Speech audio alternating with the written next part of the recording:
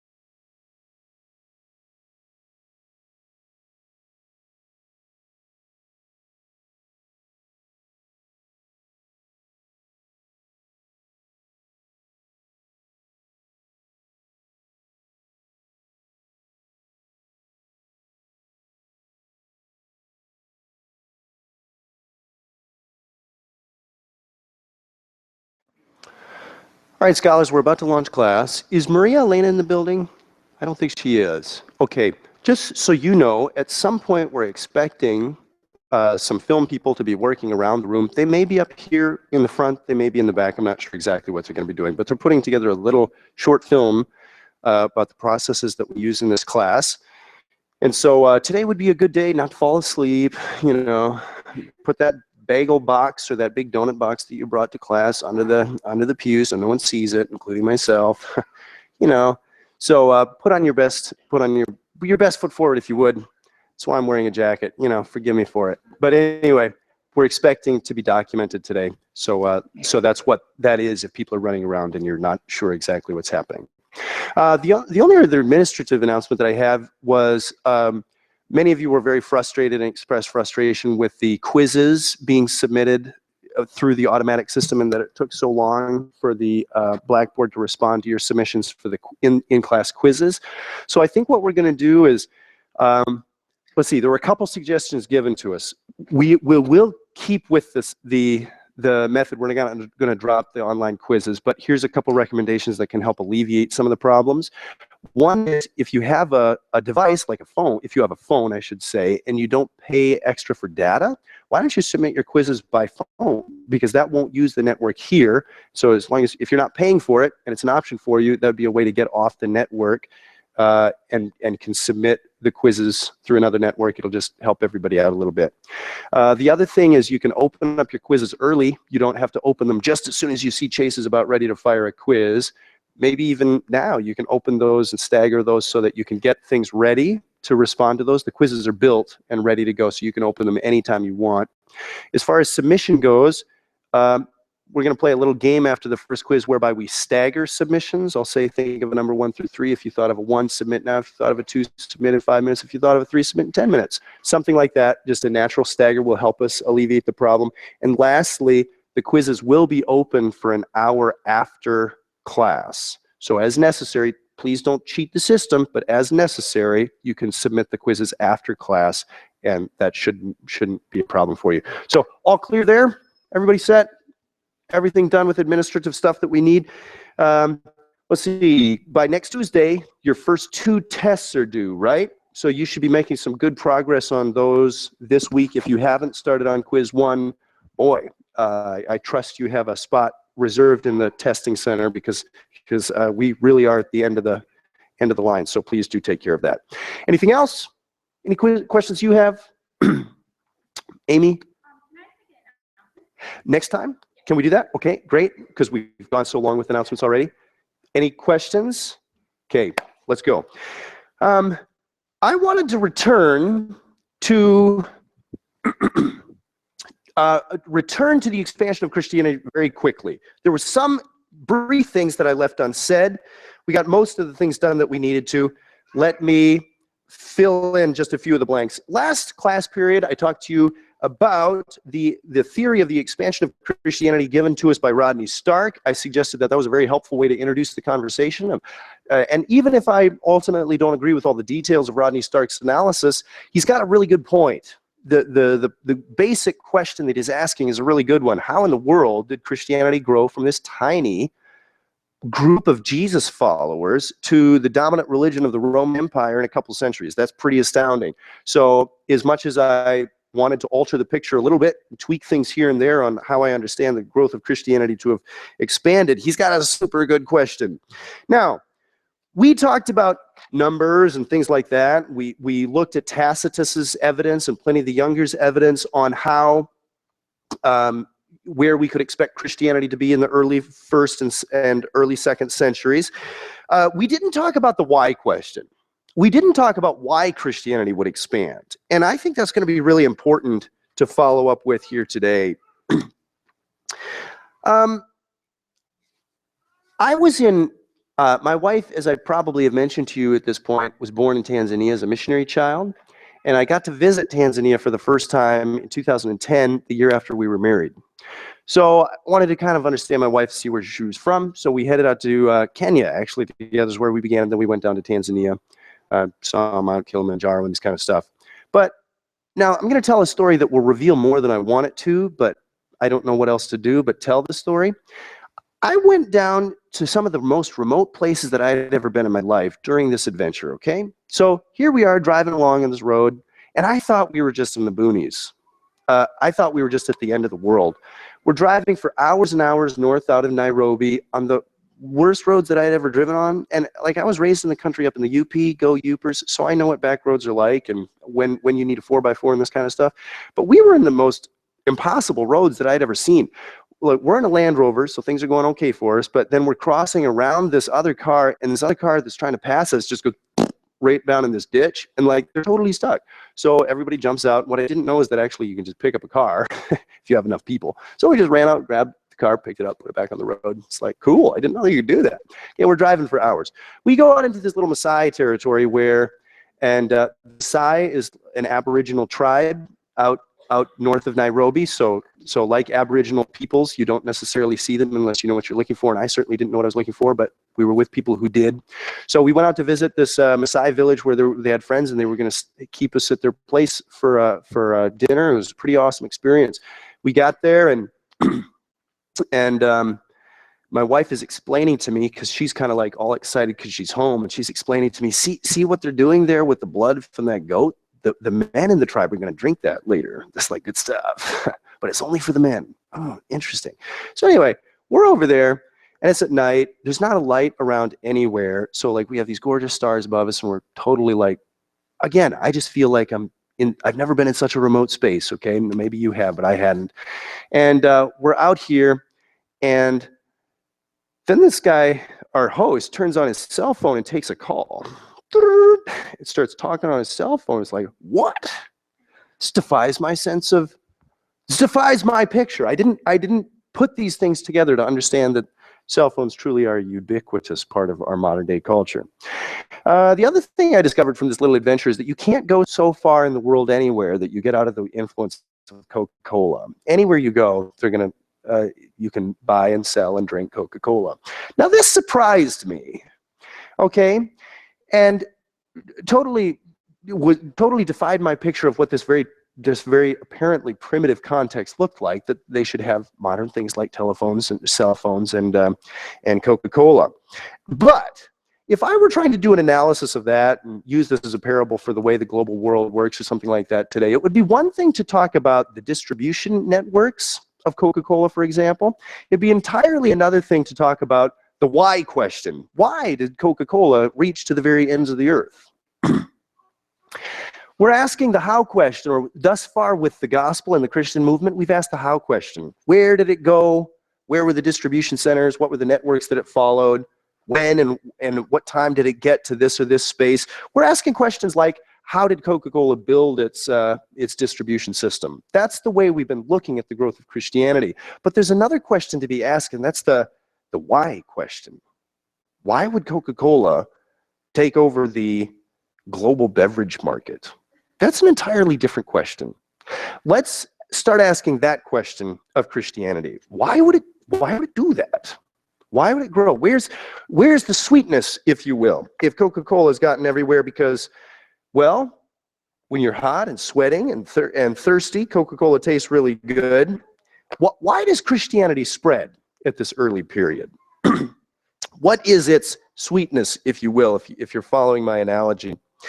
Well, I'll turn to Henry Chadwick, who writes this in his book, The Early Church. He says, the practical application of charity was probably the most potent single cause of Christian success. I'll read that again. The practical application of charity was probably the most potent single cause of Christian success. What do you make of that? We remember the words of Jesus in John 13:35, by this all people will know that you are my disciples if you have love for one another. What was it that caused Christianity to succeed and to spread? And I'll ask for your reflections here as well. Let me start down, though, the trail that Henry Chadwick has started for us. Was it the application of the practical application of charity?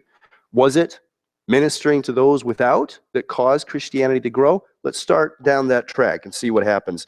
It's certainly a biblical idea, isn't it?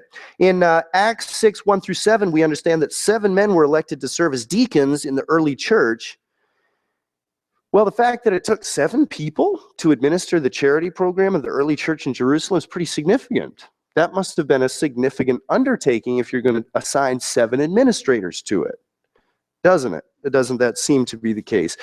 Paul, too, when he's his earliest form of mission work, the Apostle Paul that we read about in Acts 11, we understand that his first missionary travels were not the so-called first, second, and third missionary journeys that we read about in the second half of Acts, but back in chapter 11 in Acts, Paul and Barnabas are coming down from Antioch to do what? To bring relief funds to those who were experiencing famine in Jerusalem. And scholars disagree on this. There are different opinions here, but some will read Galatians 1 and 2, Galatians 1 about verse 10 to 2:10.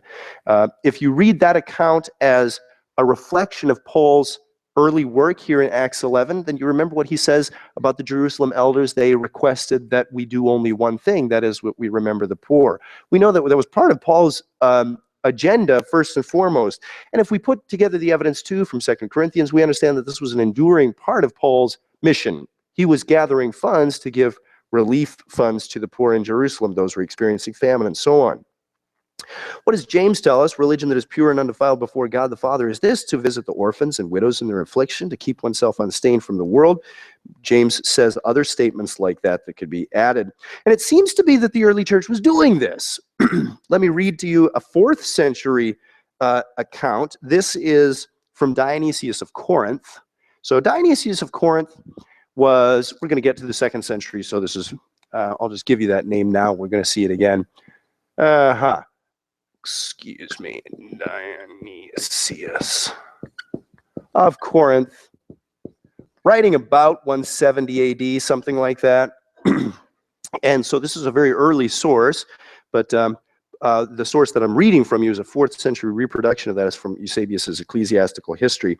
This is what Dionysius of Corinth says, and he's writing back to the Bishop of Rome and praising the Bishop of Rome at this time for having a very active, very robust, very powerful charity program. He writes this: from the start it has been your custom to treat all Christians with unfailing kindness and to send contributions to many churches in every city, sometimes alleviating the distress of those in need, sometimes providing for your brothers in the mines by the contributions you have sent from the start. Thus you Romans have observed the ancestral Roman custom, which your reverend Bishop Soter has not only maintained, but enlarged, by generously providing the abundant supplies distributed among God's people, and by encouraging with inspired words fellow Christians who come to the city as an affectionate father encourages his children. Tertullian, too, writing about the same time. Tertullian, this is probably a name you know from your reading. Tertullian, sometimes we say Tertullian of Carthage. That's where he worked, but there's not too many Tertullians running about, so we sometimes just call him Tertullian. He lived to maybe 210 AD. We're really not sure. Maybe later, maybe 220. We just don't know when he died. I'll be very generous. We'll say he died in 220 AD. But writing around the turn of this the 3rd century, Tertullian writes this. This is about actually 197, something like this. This is one of his earlier works. He's writing the Apology. It's an apologetic treatise that he's writing to defend the Christian community. And he's describing how these Christians are very charitable, how they look after the poor. This is what he says. So he's writing again an apologetic treatise. He's writing to those who are very suspicious of Christian activity. They think of Christianity as some sort of politically subversive movement or something like this in the Roman Empire. This is during the days of the persecutions. This is before Constantine comes. So Tertullian's explaining to a very suspicious Roman audience how Christianity distributes funds. And here's what he says: though we have a treasure chest, it is not made of purchase money as a religion that has its price. In other words, this is not some sort of subscribe to a religion and your monthly fees are this. That's what he's saying. It's not a magazine subscription. Once a month, if anyone likes, he puts into a small donation, but only as it be his pleasure and only if he is able. For there is no compulsion, all is voluntary. And these gifts are, as it were, piety's deposit fund.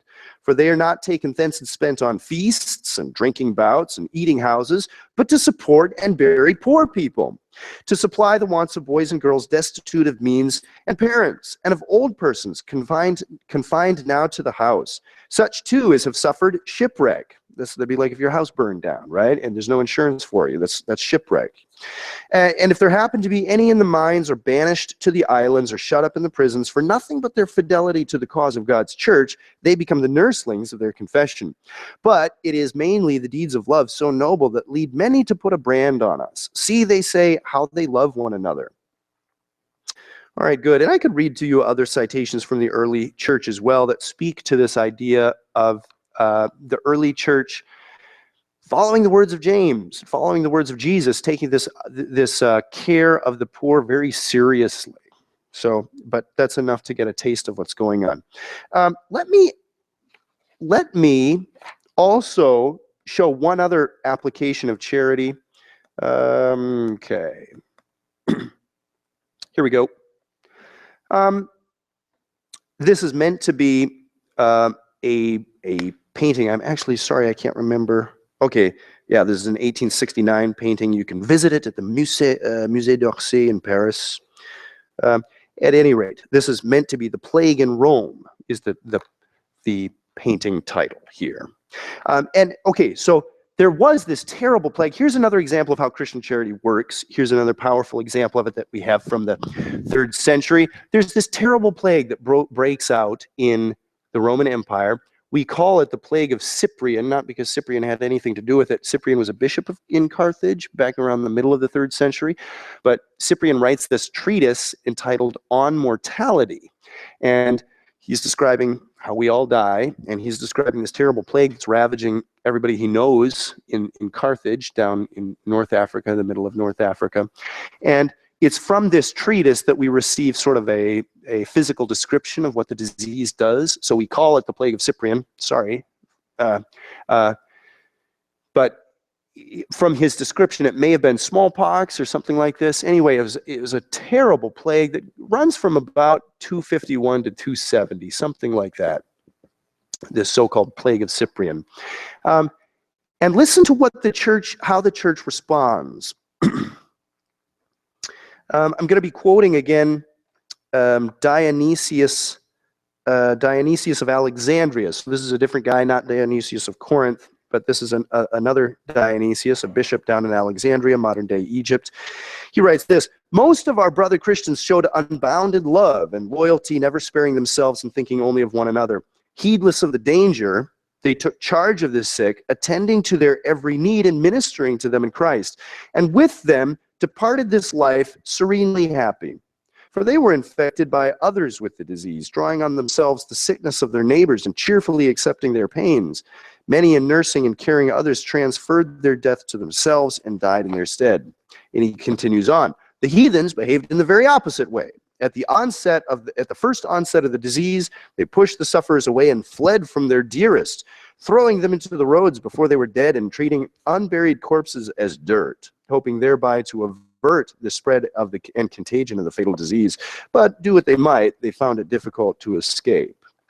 Here's another powerful example in the early church of where the Christian community is remembered to have responded very positively in this crisis, providing basic nursing care for those who had been infected with this disease. And to bring Rodney Stark back into the mix, in his book, I think it's about chapter 7 or something like this, he provides the Rise of Christianity, the book that I introduced to you last week. He claims, and makes a very good claim, I'm very much interested in his thesis here, that if this disease, the so-called plague of Cyprian, was smallpox, then perhaps basic nursing care, giving people food and water, washing them and so on, giving them a clean place to sleep, could have saved many lives. And if it did, then those who had been saved from the practical application of charity of the Christians probably would have been in a place to be very sympathetic to the Christian movement. And if Christians were providing this kind of care for one another, they would have had a better survival rate. So from Stark's analysis, continuing on, as a sociologist, he says this would have been a very powerful growth curve for the Christian movement in the middle of the 3rd century, both because Christians would have had a better survival rate, and this would have been a very powerful evangelization tool. Okay, what do you think, scholars? What do you think? Do you agree with Henry Chadwick that the application of charity is the single most important explanation for the success of Christianity in the pre-Constantinian era? What do you think? Putting this together with some of the stuff that you've read in your textbook, give me your best thoughts. And actually what I'm going to do is I think this will be most valuable to discuss to your neighbor in 3 minutes. So go for it.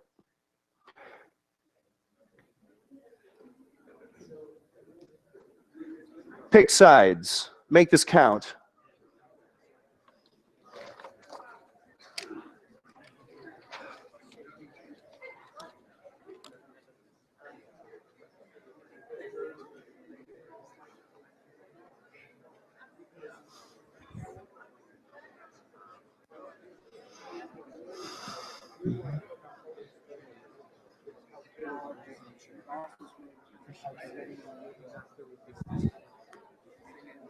Got a neighbor?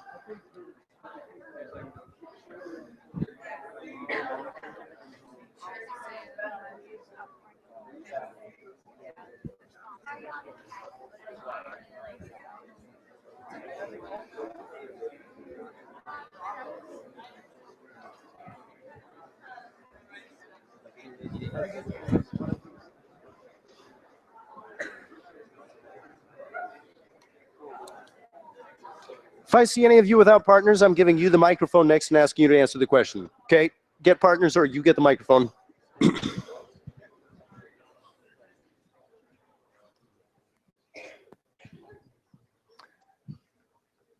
Very good. Anybody want to share with us your thoughts? Somebody work out a good idea? I'm sorry, I just didn't see. And I'm mostly interested in the reasons. Tell me sort of the whys. Hi, I'm Tara Bloom.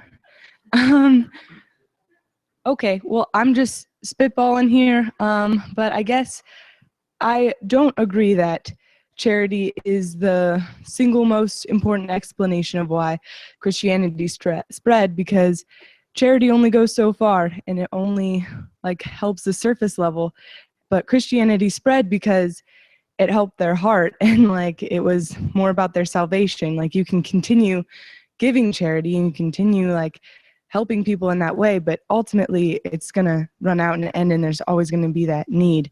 But when people's hearts are changed, that is actually what changes people, and that's why it spread, because it's Jesus. And stuff. Thank you. There you go. Great. I appreciate that. Thanks for the clear articulation of a reason. Somebody else got an idea? Okay, I see your hand, Charles. I'm running towards you. And I'll take maybe a third. So keep thinking of a good idea. We'll take one more set of answers. Charles, you're on, sir. I would actually disagree with you, Taryn, and the reason being is that at this point, charity becomes a vehicle for evangelism, right? So in living our lives in our day-to-day walk today, people are looking, saying, hey, that's different. And in us being that light and salt, then do doors open for evangelism. And so I would argue that that charity opened a lot of opportunities to even share the gospel and be a witness in that light and in that culture back then. So I think charity is probably one of the primary vehicles that open the doors for people to evangelize to one another. Great. Thank you for that. We'll take one more. Somebody got another idea? Braden, you're on fire today. I would agree with Charles. And even just going back into scripture and looking at the older covenant and how Yahweh was so concerned about social justice, and about how even Isaiah opens up talking about helping like the orphans and the widows and giving back to people. And that covenant was still meant to be spread among the nations, and it was still meant to call the nations to God. And then you get to the New Testament, and Jesus sums up the entirety of the law by saying, love your God and love your neighbors. And so he defined your neighbors as everyone. And so if you're going to sum up the law and sum up everything that Jesus said by loving others, and like using charity, especially with the plague of Cyprian, I mean, that's so powerful because it shows exactly how Roman religions don't measure up. How Christian love goes so much farther and says, no, we're actually really different. We're actually willing to die for you guys and put ourselves in the line of fire of this plague. So, thanks for those views, all of you. Great. I'm very appreciative that you'd be willing to share briefly. Here's a point. The reason why I ask you to quickly discuss this and to work this in is because, so my view is I actually do agree with Chadwick, but it's not an easy transfer of, okay, so this is what it was in the early church. So it maybe you see individual solutions for how to do that. But this is a place where evangelicalism to me feels conflicted. So I thought, okay, let's stop and just talk about that. What would it mean to apply that? How can we be like the early church, genuinely and deeply charitable? What does that mean? So thanks for those reflections. If any of you were interested in going down this trail further, I'd suggest to you Michael Green's book, Evangelism in the Early Church. He sort of hits this topic head on for a whole book-length study. Michael Green, I think still does. He teaches, I believe, in the Ravi Zacharias School of Apologetics there at Oxford University, the ACA, the Oxford Center for Christian Apologetics. And this book was, I think, one time a draft of a PhD dissertation that he proposed. I'm not sure if it was accepted. I'm not actually sure the ins and outs, but it's a great book, very much worth reading. Michael Green's Evangelism in the Early Church. Good. All right, scholars. Switching gears, I'm going to talk to you about the birth of orthodoxy. Okay. And today, maybe I should have told you this before, but this was mostly finishing up last week's lecture. Where we're headed now for the rest of the period is going to be, I want to talk to you about the birth of orthodoxy.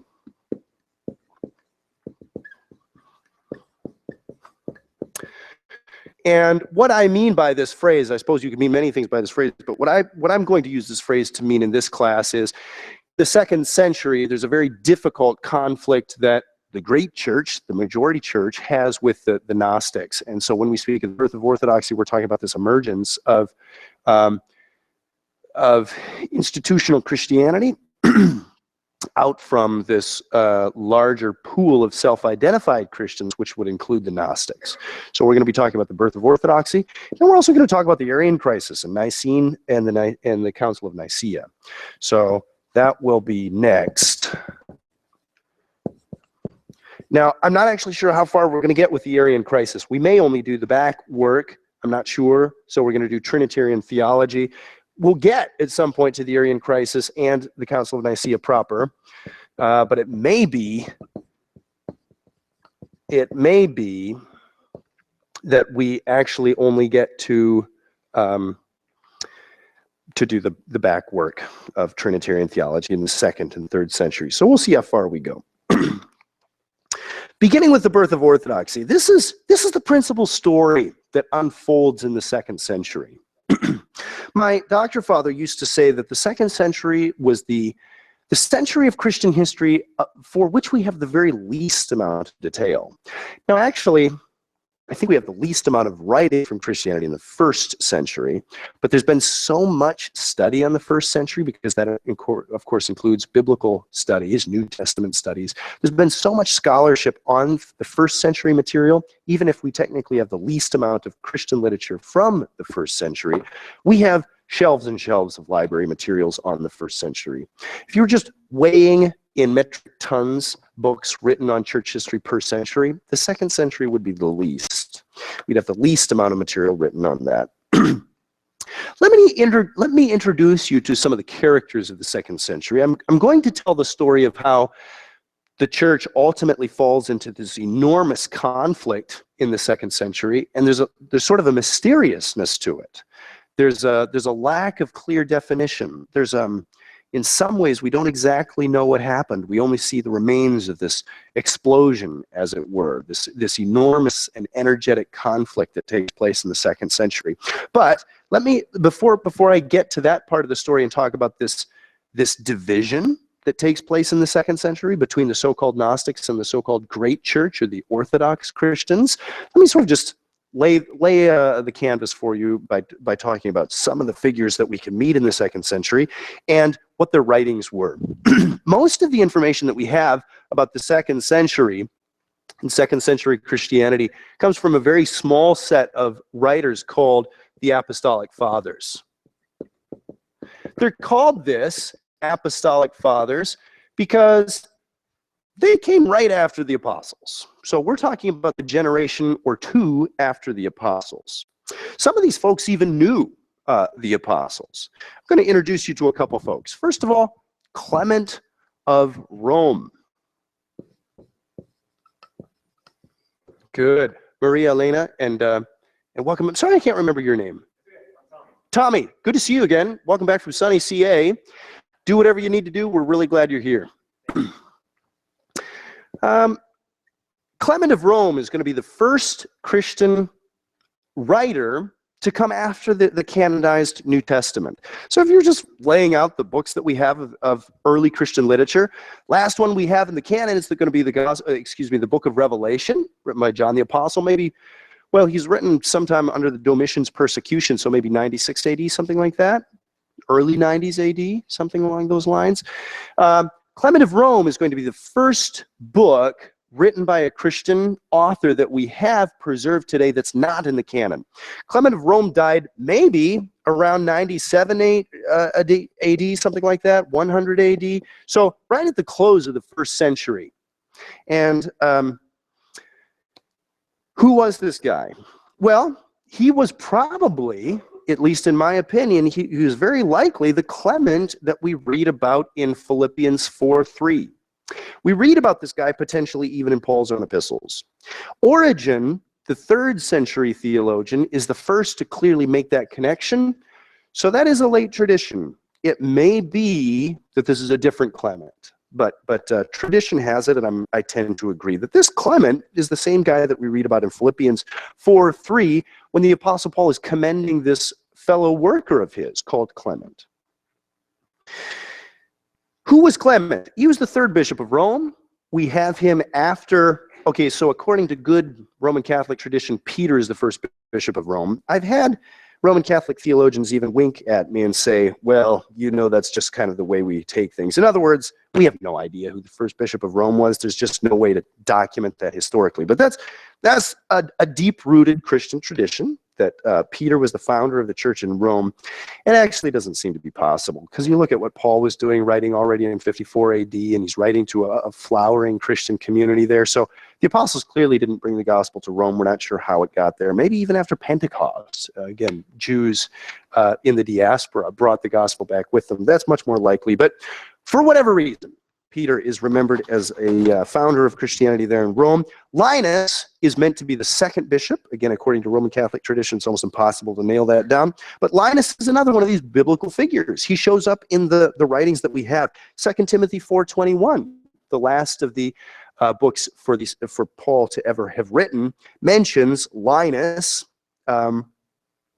Origen, again, this 3rd century theologian that I was mentioning, calls Clement of Rome a disciple of the apostles, and he writes like one. He clearly is writing in Pauline idiom, Pauline thought. He's writing very much like Paul. He even makes claims to apostolic authority based on his antiquity. Well, he doesn't actually tell us why he makes these claims to authority, but he does. He claims an apostolic-like authority, and we can only put this together to understand that he was an associate of the apostles. I'm going to tell you more about Clement of Rome in time when I talk to you about this authority crisis that erupts in the 2nd century, but right now I just want you to plot in your mind.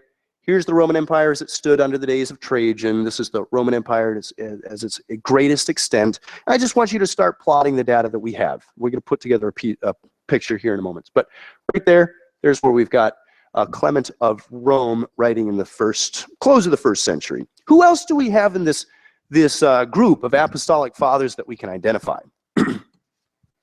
Well, there's somewhere around 8 or 9 of these folks, but a couple of them write the majority of the material. We also have Ignatius of Antioch. Ignatius of Antioch. Now, this is Syrian Antioch, not Pisidian Antioch. And we don't know exactly when Ignatius dies, but we're going to put him also very early, traditionally about 107, 110 AD, something like this. So quite early. And Antioch. This is the Syrian Antioch, or the biblical Antioch that we're talking about over here. This is way over here. You can see that's the Roman. You probably can't see it. I mean, you can't read it. Watch this. You read that? Oh, yeah.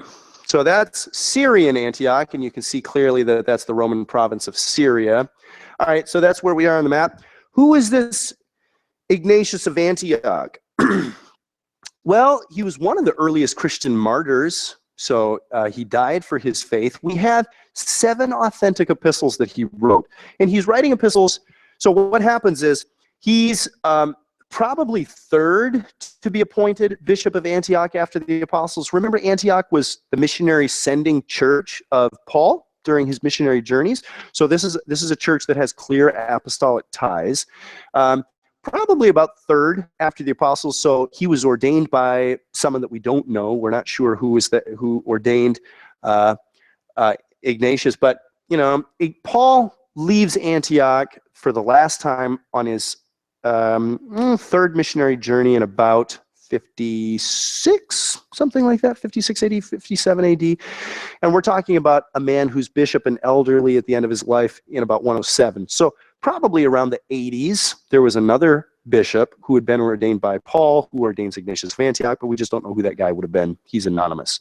Okay, at any rate, he is captured, taken for his faith, and is carried away to Rome to be fed to wild animals. So the Colosseum, you remember me showing you pictures of the Colosseum 2 weeks ago. Did I show you pictures of the Colosseum? No, I don't think I did. Anyway, it's pretty easy for you to imagine the Colosseum. Probably he was not. The Colosseum at this time was around. It was built in the 70s AD, finished in 82 AD as the Flavian Amphitheater is what they called it. I did describe to you why it was built there, to regain the confidence of the people after Nero had really depleted social capital, if you will, or any goodwill from the people. Ignatius of Antioch didn't die in the Colosseum, but probably in one of the circuses in Rome, Nero's circus or somewhere else, something like that. So he's carried off and killed by wild animals. En route, about the opening of the 2nd century, he's taken over to Asia Minor. If we read his epistles, he says that he's transferred by so-called 10 leopards, and this is language for a small group of Roman soldiers. It's something scholars puzzle about. What does he mean by these 10 leopards? Well, it must be these 10 soldiers who are transferring him over to Rome. But before they get a ship and head out to Rome, where he ultimately does die, Ignatius gets some time to write some epistles. So he dispatches quickly these 7 letters, and we very fortunately do have these 7 letters. We can read about them. So this is a big part of what we call the, quote, literature of the Apostolic Fathers today. Who does he write?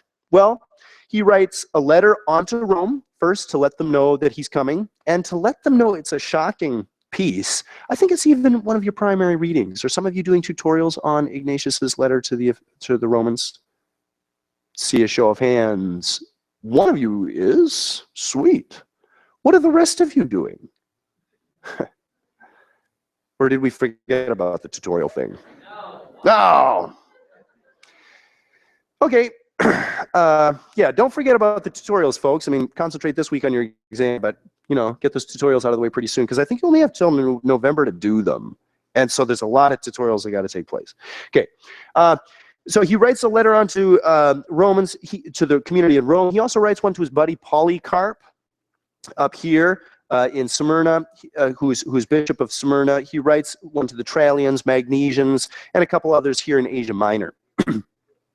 Now, what are these books about? What are these letters about that he writes? Well, one of the major themes, and again, I'm going to put this together for you in a moment, but one of the major themes that I want you to understand, gives us a picture of what's happening in early 2nd century Christianity, is he's calling his people, he's calling everybody that he writes to this very robust, very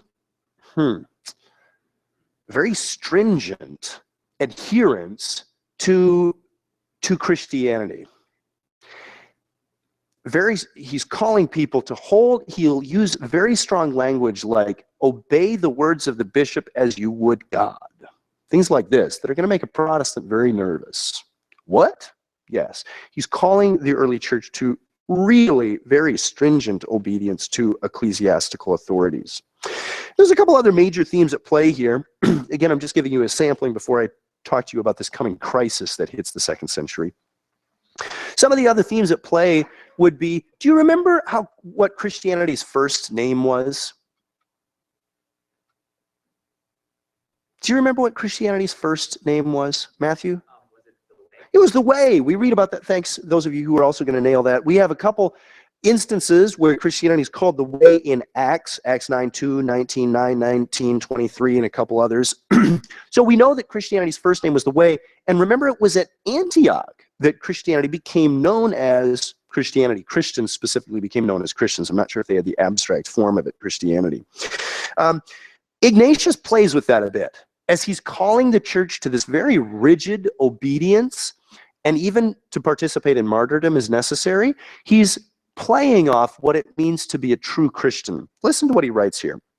He says, this is in his epistle to the Romans, and as he's pleading with the Romans not to try to stop his martyrdom, he's saying, only pray for me for strength, both inward and outward, that I may not merely speak, but also have the will, that I may not be called a Christian only, but that I may also be found to be one.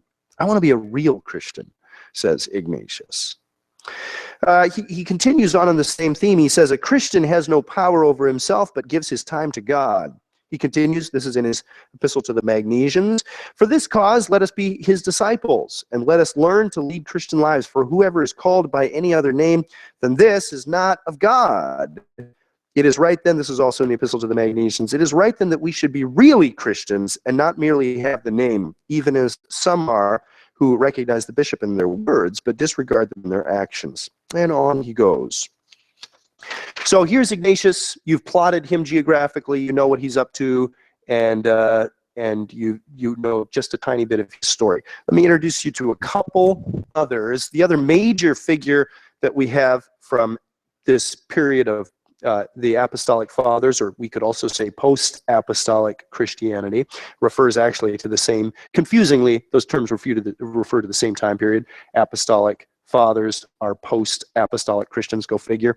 Okay, but Polycarp of Smyrna,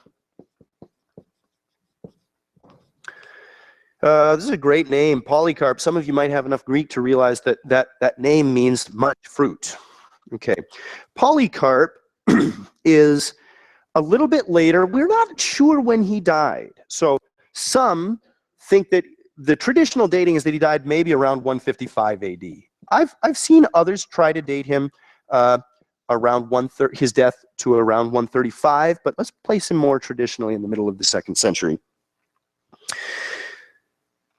And who is this Polycarp guy? Well, he's the first, his death, a very famous martyrdom story here that I'll tell to you.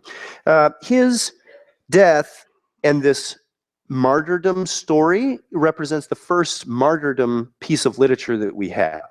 So he dies, I believe, under Antonius Pius. I need to check that, but I think that's right off from my memory. He dies under Antonius Pius, and he's dying there in Smyrna, where he's a bishop, so that's Asia Minor. And the memory of his death is the first time that we have a specific piece of literature dedicated to a Christian martyr. We don't know the details of his life so much, but we do know that he was a disciple of John the Apostle.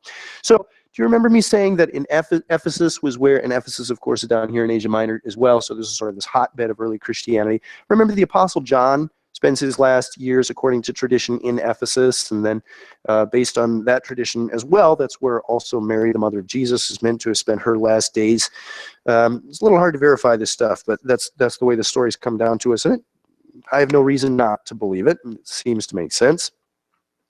Polycarp, as a young man, records that he heard John the Apostle speaking.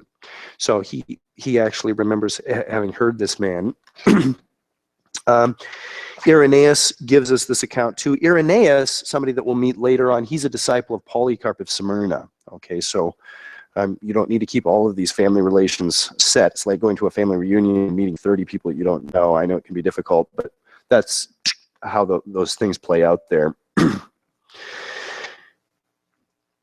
Polycarp, so let me just tell you the story of Polycarp's death. There's a lot of interesting things that are going on with Polycarp.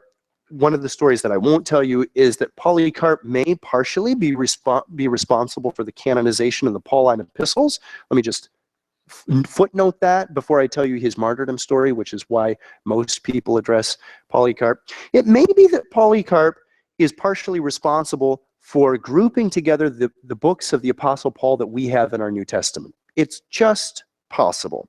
And here's some of the evidence that we have. It's very slight, but I take it as significant. First of all, if you're mapping out, let's say you're doing some sort of graph, and you're mapping out how many times each of these apostolic fathers cites or quotes one of the books of the Apostle Paul, or really one of the books of the New Testament at all.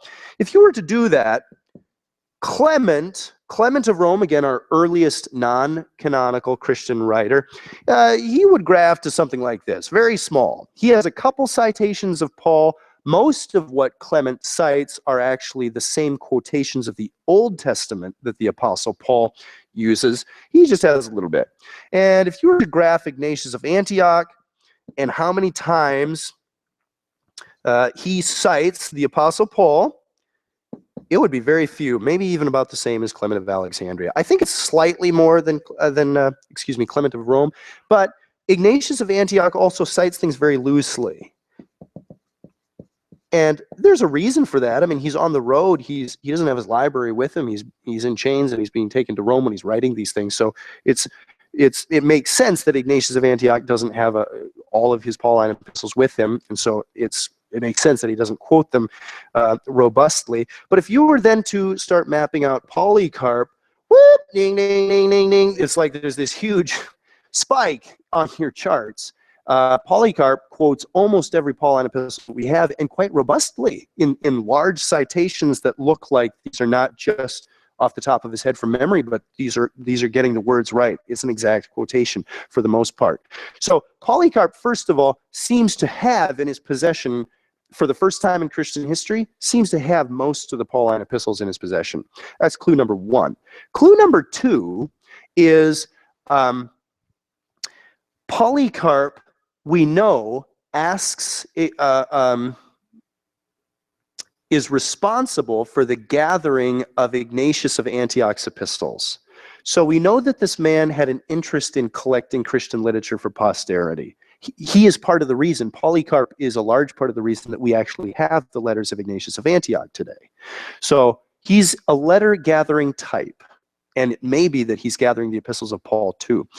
Last clue, which is so tantalizing but impossible to prove, Polycarp writes to, let me see if I can get this right. He writes to the Philippians.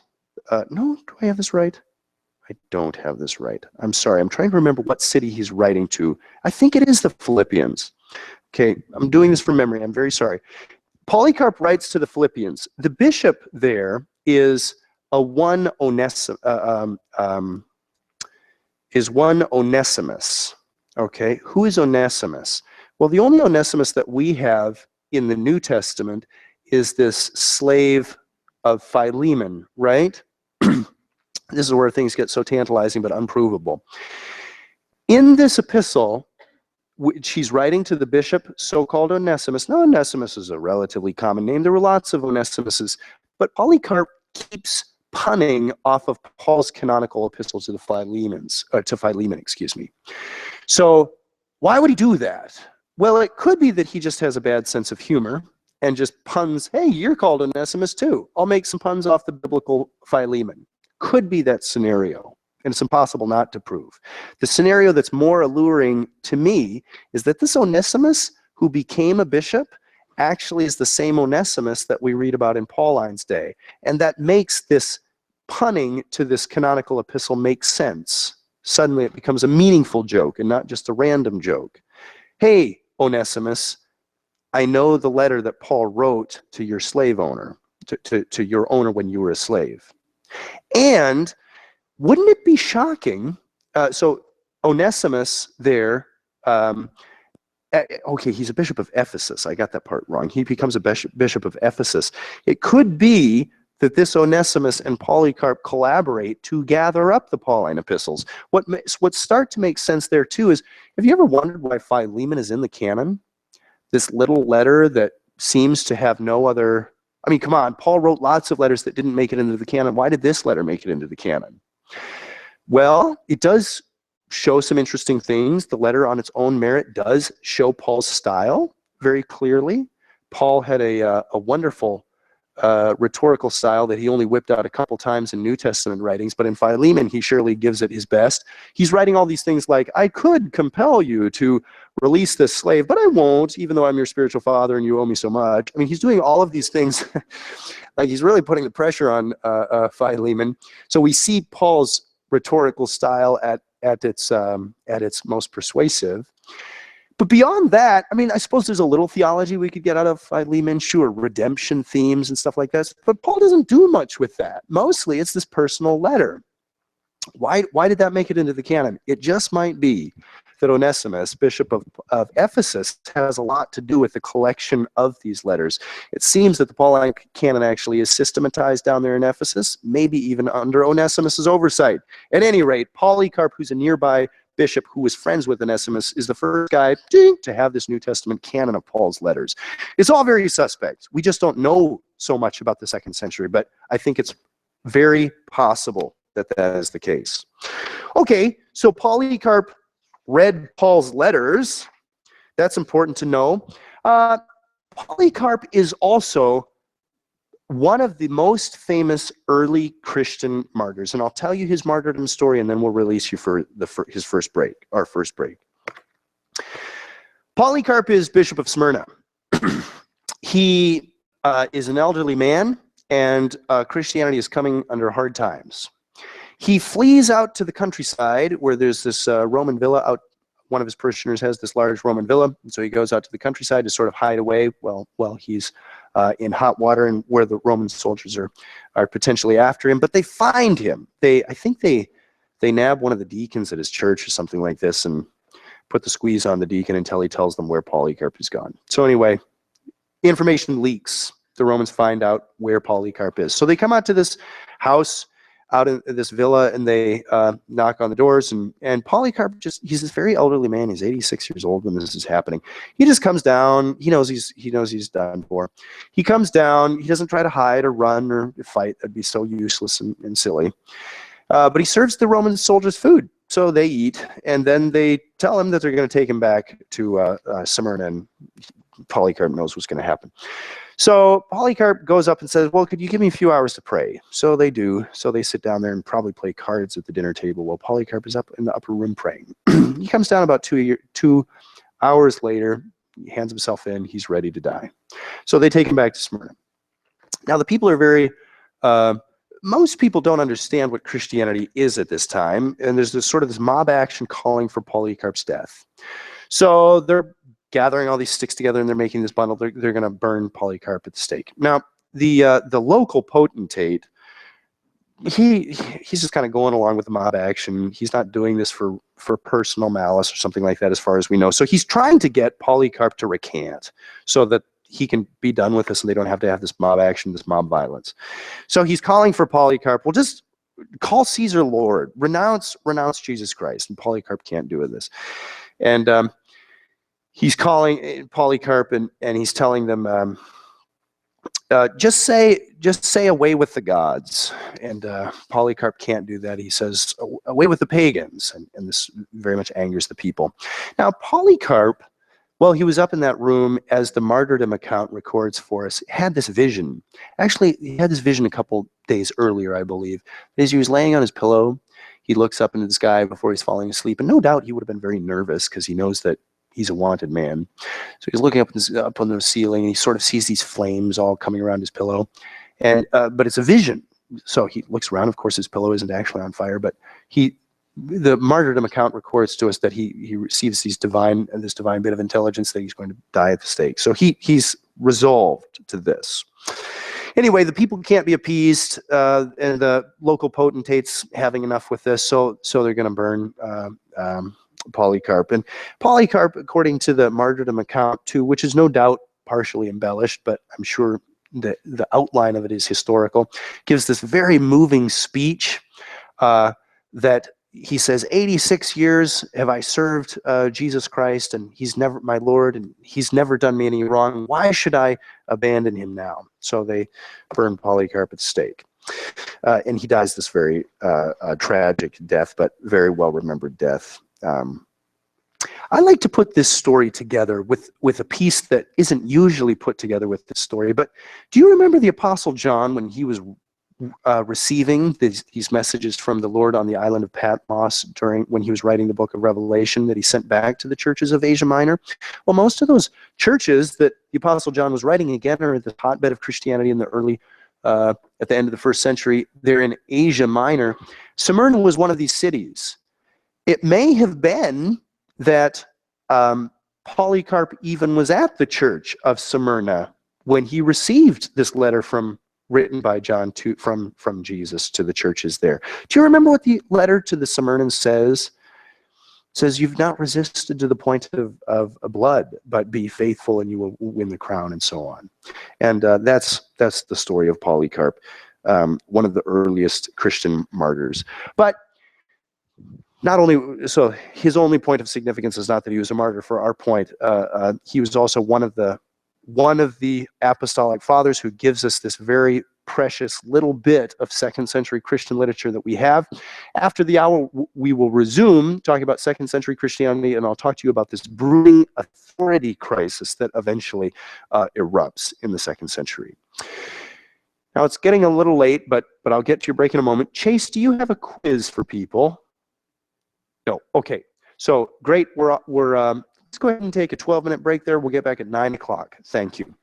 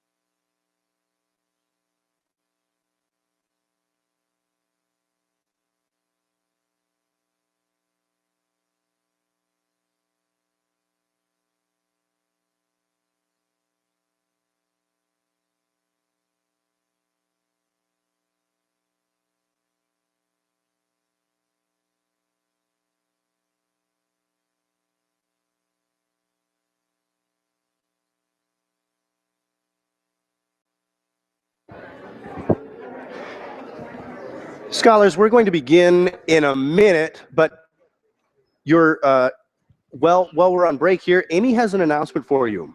All right, this is on.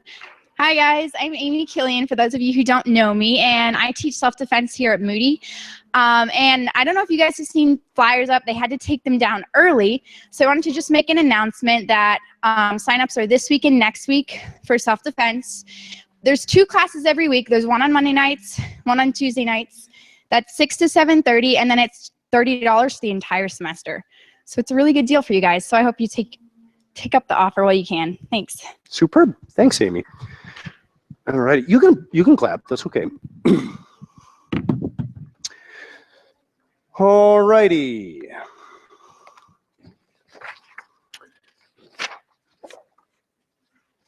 Okay. All right, let me describe to you then this authority crisis that erupts in the early 2nd century. Okay, this authority crisis that erupts in the middle of the 2nd century. Aha! This is a picture of my wife and myself on our honeymoon. Yeah, thanks. After 6 years of marriage, it's still nice to get that once in a while. Here's what, folks. When we approach the 2nd century, yeah, we've been married for hours after this picture. When we approach the 2nd century, here's a parable that I'm going to work out for you. To me, it seems, I've alluded to this mysterious concept, or this mysterious nature of the 2nd century, and how really we know very little about the 2nd century, at least far less than we'd like to. And when we approach the 2nd century in this so-called authority crisis, that's where we're headed, to me it feels very much like, is a duck stuck in that door?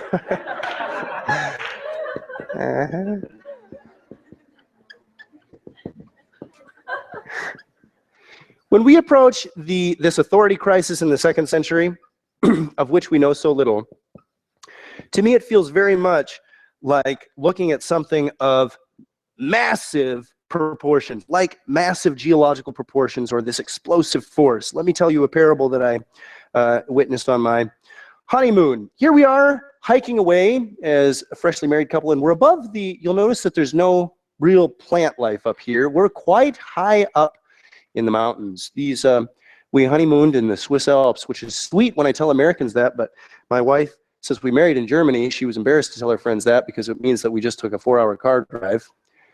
Okay, but here we are. This was the ravine that we hiked up on this particular day. We took a bus ride up to the outside, off of the image here, beyond the ravine, hiked up this space here, and then the next picture where I originally showed you, this was about from this space here, looking back down, and if you can see the very bottom of this picture here, that's where we took the last picture. So we were hiking all day. I learned a lot about my wife that day. She's very athletic, sort of a kick butt type person. Okay, so, and you can see here that we're above the grass line even. This is way up, so you can see where the grass line hits, and we're way above the tree line, and there's nothing that grows up this high. Looking back, not only because we were out of breath, but also just because we were enjoying the view, we looked back and saw this an amazing rift here. And trying to understand what it was that we were looking at, neither my wife or I are geographically trained in any way, so we were looking at this all with amateur eyes. But we looked back and had this sense of awe, absolute sense of awe.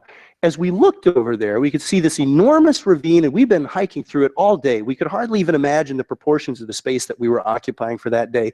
We looked across on the far side of the ravine, though, and we could see these geological layers, these strata of soil and rock, and we could look on this far other side of the ravine and see the same strata. It's a little hard to see that maybe in the image at 50 foot, but I long for the day when I can show you this in virtual reality and you'll all see what I'm saying. But on both sides of this ravine, the strata match up very clearly. Even untrained eyes could detect that. And we just had a sense of amazement as we thought to ourselves, what force of nature could have moved out the earth from all of this space? What unspeakable power fashioned this ravine that we've been walking through all day and just didn't even realize what we were in, like little bugs on an elephant's back or something like this. It was the same sense of power that I felt when I visited several years back when I visited Mount St. Helens. Some of you seen that? Don't leave the Northwest without seeing Mount St. Helens. And as we were driving up to get to the, I was with my mother and my older brothers, we were driving up to get to the mountain. All that we could see for miles in advance of coming up to the crest of the mountain was trees that had been blackened, all the bark just blown off them, and trees lying one direction for miles. And you kind of get, when you see that, you kind of get this sense of shaking inside and realizing, oh my word, whatever I'm about to see is just this enormous, unspeakable power that did this. When we come to the 2nd century, I get something of the same impression. I can't exactly reconstruct what happened because we don't have enough evidence. We don't actually have much material evidence, literary evidence from what took place during that 2nd century. But what I can see is that the church permanently changed its structure and form based on some enormous controversy. Now, we call this controversy the Gnostic crisis. That's nice and convenient. The Gnostic crisis. Man, we could deal with this pretty quickly. But this Gnostic crisis, whatever it was, Henry Chadwick, the same Oxford and Cambridge historian that I mentioned earlier in the lecture, he calls this Gnostic crisis the most formative doctrinal crisis the church has ever faced, period. Now, that's a powerful statement, but I fully agree with him. This Gnostic crisis, whatever it was, and it's too bad we have so little evidence about it, but whatever it was, more deeply shaped the ultimate trajectory of the church than did the Protestant Reformation in the 16th century, or the Arian crisis in the 4th century. That's Chadwick's claim, and I think he's right. What happened? Well, let me, you know some of the characters of the 2nd century. Now let me get a little bit more detail here and start mapping out some of these evidences that we have of this authority crisis and do my best to summarize what was happening. And again, the analogy that I have here is that just as glaciers perhaps move out enormous parts of mountains and leave this crevice, so this Gnostic crisis has left for us this enormous permanent shape on the church. Orthodoxy. Orthodoxy is born in the 2nd century, and orthodoxy is a particular institutionalized form of Christianity. How did we get to the 2nd century church from the times of the apostles through this Gnostic crisis, through this institutionalization process? And I'll draw a little map for you, a little timeline. Here's Christ and the apostles, representative of earliest Christianity. Something happens here called this 2nd century authority crisis, okay? And what is it that happens on the other side? Over here, we have institutionalized Christianity. I didn't plan to draw out this map for you, but it'll work, okay? Here is institutionalized Christianity. Forgive my poor artwork. But institutionalized Christianity, as its base, has 3 things, says Adolf von Harnack, and I disagree with a lot of stuff that Adolf Harnack does, but at least he got this part, I think, well, he didn't get it perfectly right, but I largely agree with the outline of what he's doing here. Institutionalized Christianity can be defined by 3 factors. Now, where I disagree, just for the sake of clarity, where I disagree with Adolf von Harnack is if we look at 2nd century Christianity after this apostolic crisis, there's no particular text we can turn to distill these three factors that formulate early institutionalized Christianity. It's not like 2nd century Christianity's consciousness of this definition, but it works for us looking back. It's slightly anachronistic, but it works. 2nd century Christianity, at the end of the 2nd century, has a canon, not a full canon, but they have a consciousness that there are some Christian scriptures, some apostolic writings that are authoritative and some that aren't. Okay, that differentiates them from the Gnostics, doesn't it? The Gnostics didn't have a canon. They piled up all kinds of quote, Christian writings, lots of things that we would regard as heretical, like the Gospel of Thomas, the Gospel of Judas, these other pseudo-apostolic Christian writings. And the second century church at the other end of this authority crisis has a clear understanding that there are certain documents that we accept as authoritative. Those are written by the historic apostles, and there are other documents that we eschew as non-Christian. There's also the Creed. That is essentially the outline of the Apostles' Creed.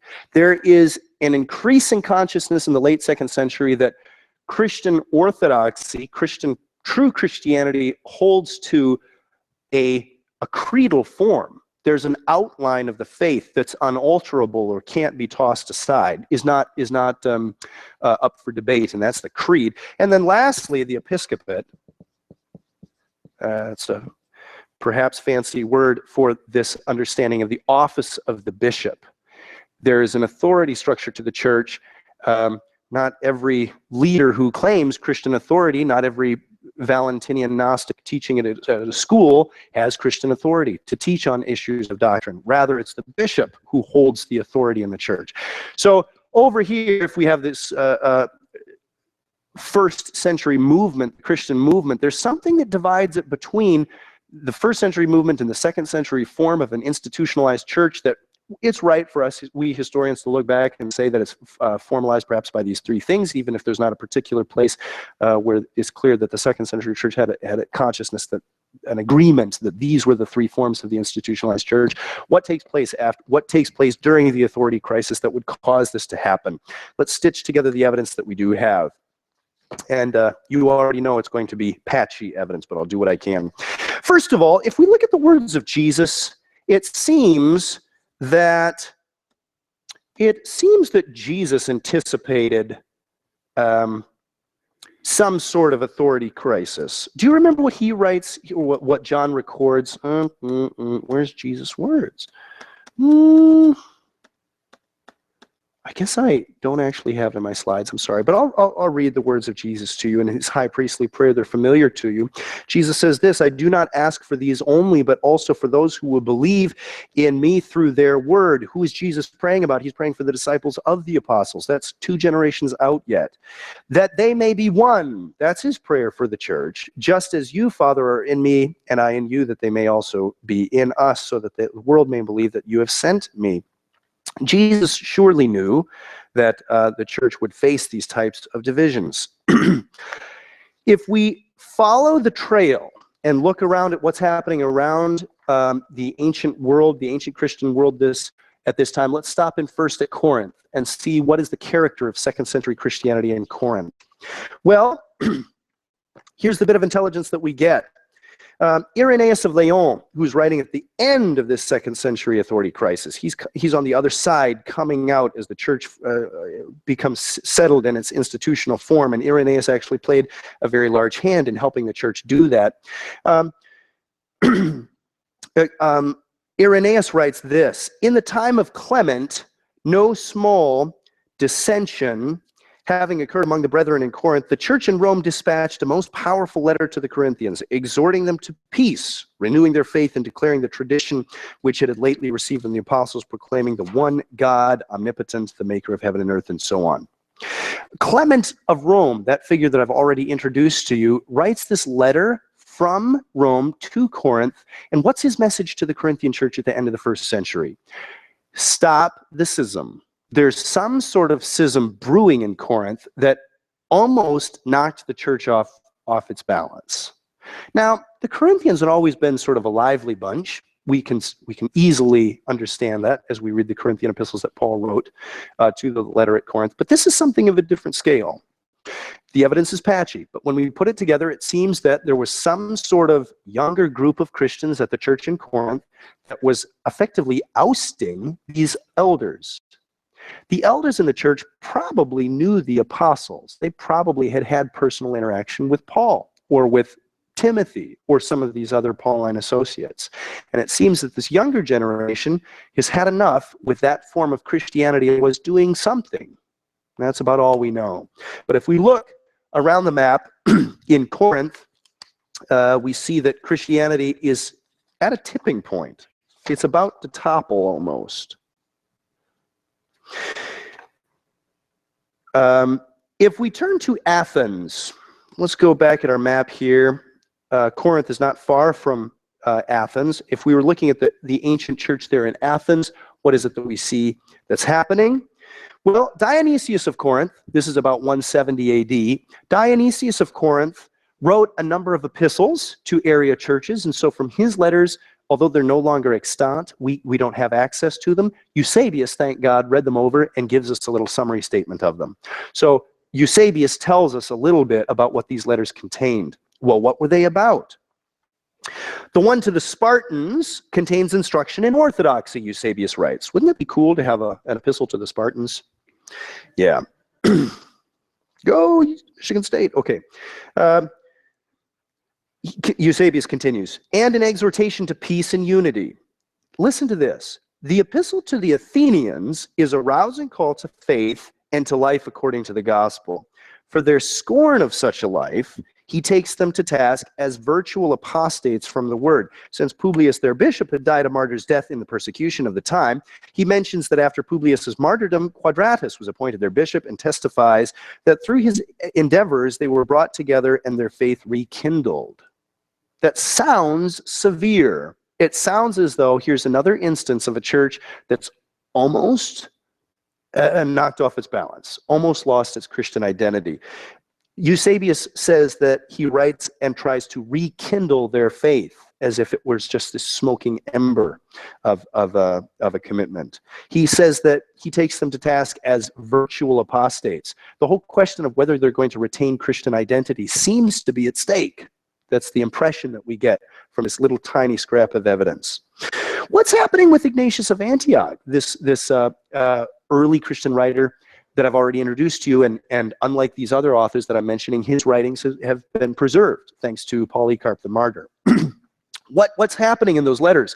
I've given you some of the themes. One of the themes that I didn't give you is that Ignatius of Antioch, as he's going through, he stopped over here in Asia Minor and he's writing to these different Asian Minor communities before he goes to Rome to die. He is almost paranoid that these churches are collapsing all around him. And his one consistent call to the churches everywhere is hold on to what the bishop tells you. Listen to the bishop as to God. Obey the deacons as Jesus Christ. And on he goes. He says some of the most powerful things concerning what Ignatius of Antioch wants these Christians to do concerning following their leader, the bishop. Now, when we put all this together, it can be very confusing, legitimately so. There is a book written by Walter Bauer that I need to introduce to you at this point. Here's one reconstruction of the evidence that I've presented to you from the 2nd century and one reconstruction of the so-called authority crisis. Walter Bauer, a German scholar, wrote the German version of this in 1934. It was a book that its scholarly life was interrupted by the Second World War, but eventually English language scholars started reading this. It was published in English by a team of translators in Philadelphia in 1971. So it came into English scholarship, English reading scholarship in 1970s. And what's Walter Bauer's idea? Walter Bauer writes this. This is his thesis. He says, perhaps, I repeat, perhaps, and I think I've got this down someplace, don't I? Okay. He writes, perhaps, I repeat, perhaps, certain manifestations of Christian life that the authors of the church renounce as heresies originally had not been such at all, but at least here and there were the only form of the new religion, that is, for those regions they were simply Christianity. What's Walter Bauer arguing?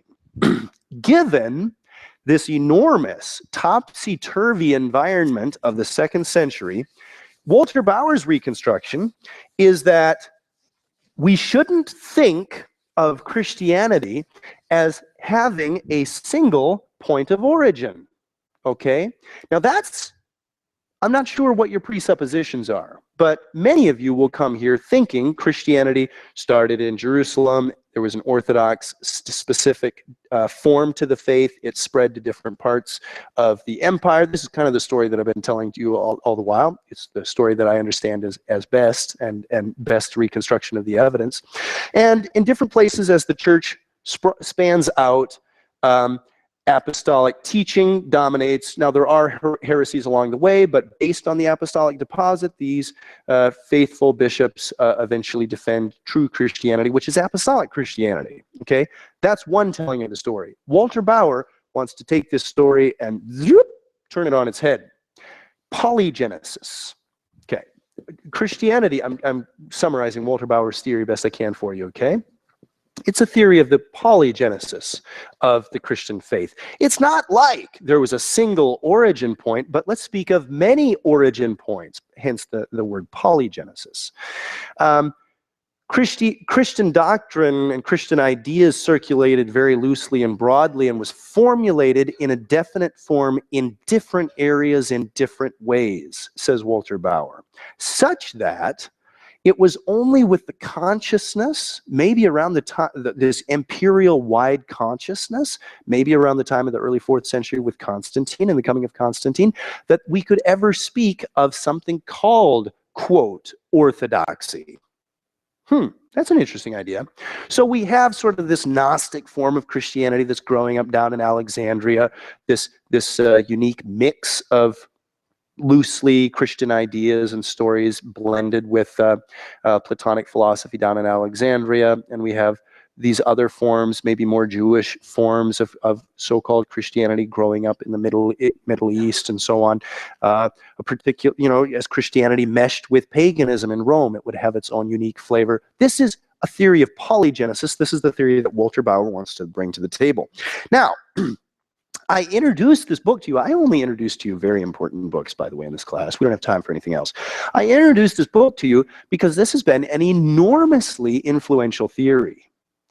You ever heard of a guy called Dan Brown? Sure. He's the novelist we love to hate, right? Well, you're getting older. Maybe you haven't heard of Dan Brown, right? Or you're getting younger, whatever's happening. Anyway, you're getting further and further removed away from the influences that have been formative to me. I think it was like 2003 or something like that the Da Vinci Code came out, made a really terrible movie, probably ruined Tom Hanks's career, but he's making a comeback, I guess. But anyway, that stuff is the same seed of an idea here, right? I mean, you know this idea in various forms.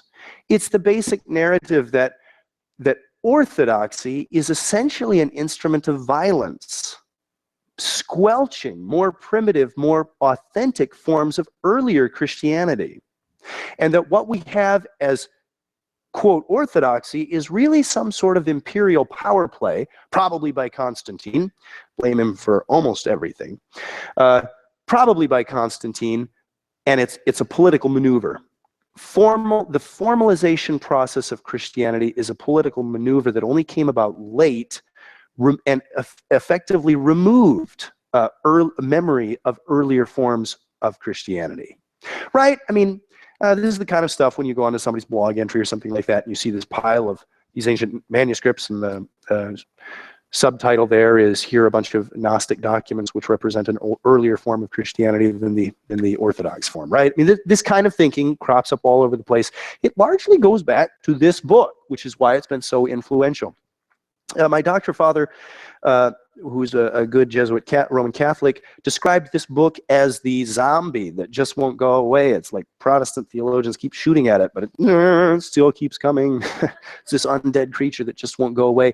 There's been so many books written to try to refute this, but it's a fascinating idea. For no other reason, perhaps, than that it's so interesting people will not leave this alone. What if true Christianity, the earliest Christianity, was lost? Now, part of what makes this narrative imaginable is the problem that I've been describing to you all the while today, that 2nd century Christianity has so little evidence about it. But I will try my best, I've partially tried and I will continue to try here, to reconstruct what did happen. Okay. One of the weaknesses of Walter Bauer's analysis that many have pointed to, and I would continue to point to, as as a genuine weakness in his theory, as interesting and as brilliant as the man was, and he certainly was, were those things. There is one consistent weakness that many have pointed to in the theory, and that is that Walter Bauer does not talk about the rule of faith. Now, Walter Bauer, he's a very good writer and a very methodical writer, and he lets us know what his methodology is at the beginning of his book. Another weakness that people have turned to is that he doesn't admit the evidence of the New Testament. So now Bauer is a very intelligent writer. Again, he tells us in his early part of the book that he won't talk about the New Testament writings because they're too controversial. Well, that's interesting, but still, I think in our reconstruction of what happened in earliest Christianity, we have to look at the writings of the New Testament. Another major piece of evidence here is this rule of faith. Walter Bauer's idea is that there never was a central doctrinal commitment, an apostolic form of Christianity out from which various churches grew. But I think he's wrong here. I think there was. It's called the rule of faith. And I spent a lot of good years of my life tracking down this rule of faith. It was a major part of both my master's research and my doctoral dissertation. But I'll not try to bore you. I'll try not to bore you today, and I'll try to make this as quick as possible. If we look back at earliest Christianity, even to this middle of the 2nd century and possibly beyond, we can see a consistent adherence to this thing called the rule of faith. It goes under different names. The Latin form regula fide, or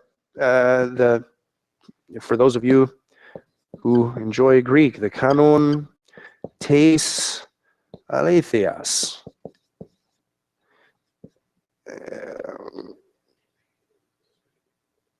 Okay, so the rule of truth, or the rule of faith, it's Greek and Latin titles. What is this? Well, if we go back, so I've tried to present to you very briefly what Walter Bauer thinks is happening with earliest Christianity. Let me give you an alternate opinion that I hold to. I spent, again, a lot of time trying to defend this reading of Christianity as proper.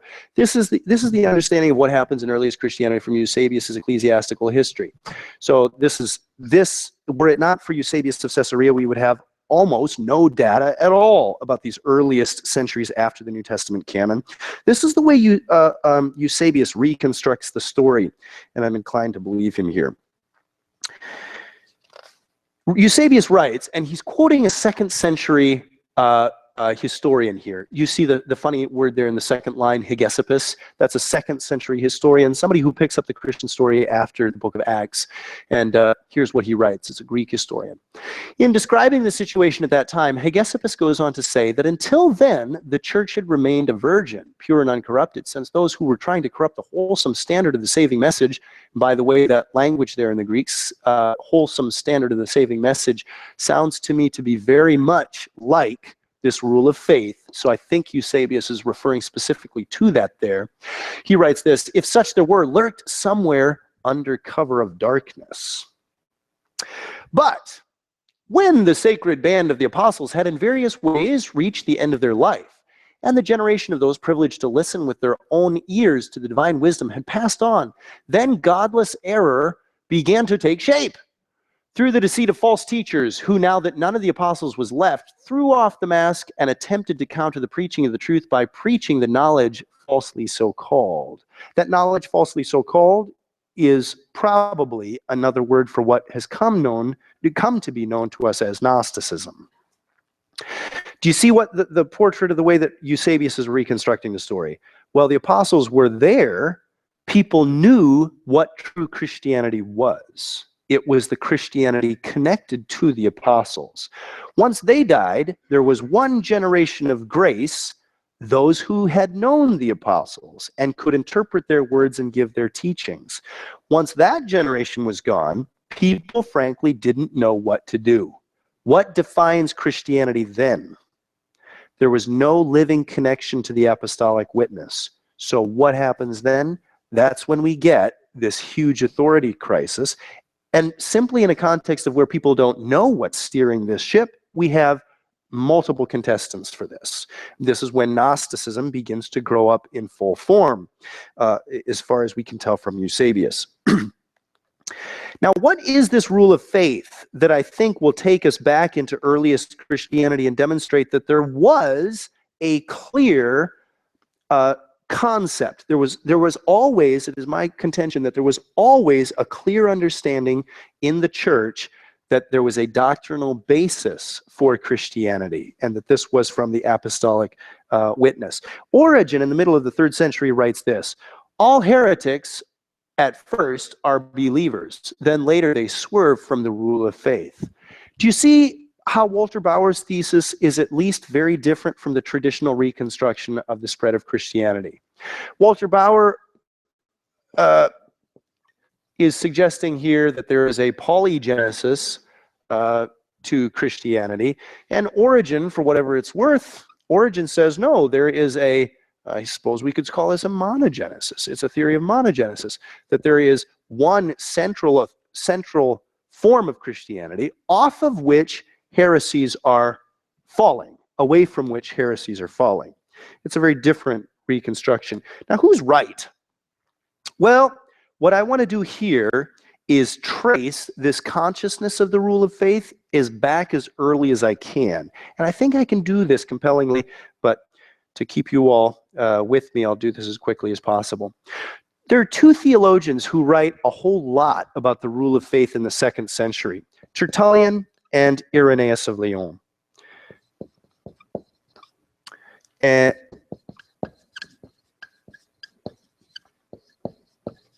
that's same Lyon as in France today. Back then, a provincial sort of backwater in the Roman Empire. Tertullian dies perhaps around 220 AD. Irenaeus of Lyon dies around perhaps 190 or 200 AD, something like that. Both of them are doing a lot of their writing at the close of the 2nd century. These two theologians write a whole lot about the rule of faith.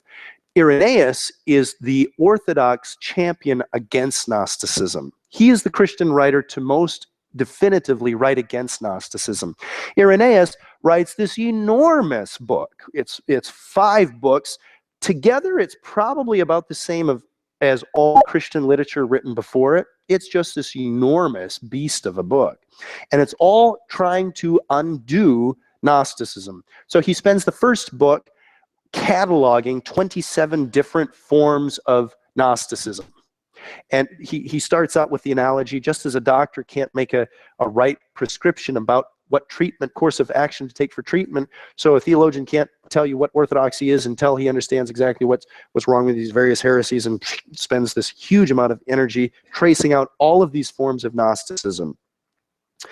Irenaeus is more or less this missionary type, if you will, from Asia Minor. He knew Polycarp as a young man, and he's out in this provincial backwater in the modern region of modern-day France, writing for the church there. In other words, Gnosticism had spread and become a major threat all the way as far from Egypt as modern-day France. What does Irenaeus say here? Let me fast forward a little bit.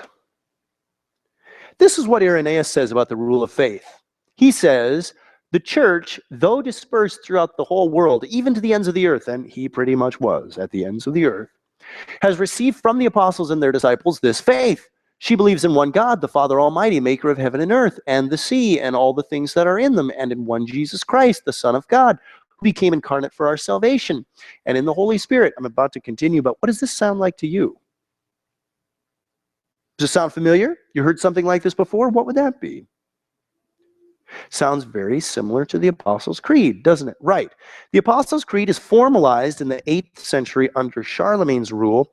Until then, it exists as this rule of faith. It's this summary of apostolic teaching, which we're about to continue to trace this back in time to a very early date. I'll continue reading there about the middle of the paragraph. Who became incarnate for our salvation, and in the Holy Spirit, who proclaimed through the prophets the dispensations of God, and the advents and the birth from a virgin, and the passion and the resurrection from the dead, and the ascension into heaven, and on he goes.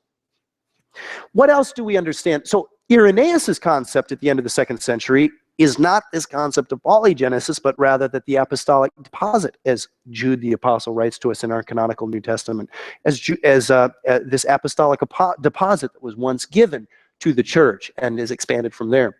Tertullian writes this in his Against the Heretics. This is again at the close of the 2nd century.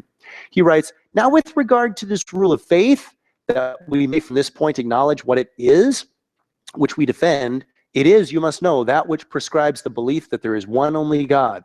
Did you catch that? This is what he understands Christianity to be. "This rule, as it will be proved, was taught by Christ and raises amongst ourselves no other questions than those which heresies introduce and which make men heretics." All right, so we can go a little bit better than Origen in the 3rd century and say, yes, this concept of a monogenesis, that Christianity grew under this model of monogenesis, if we choose to use that word, we can trace this at least back to the 2nd century. Other evidences could be brought forward. Tertullian, very interestingly, back here when he's speaking about this rule of faith, he goes back to cite Galatians 6:16. That's, to me, shocking. What is Galatians 6:16? It's the first epistle that Paul ever wrote. This is at the end of it. This is what he writes.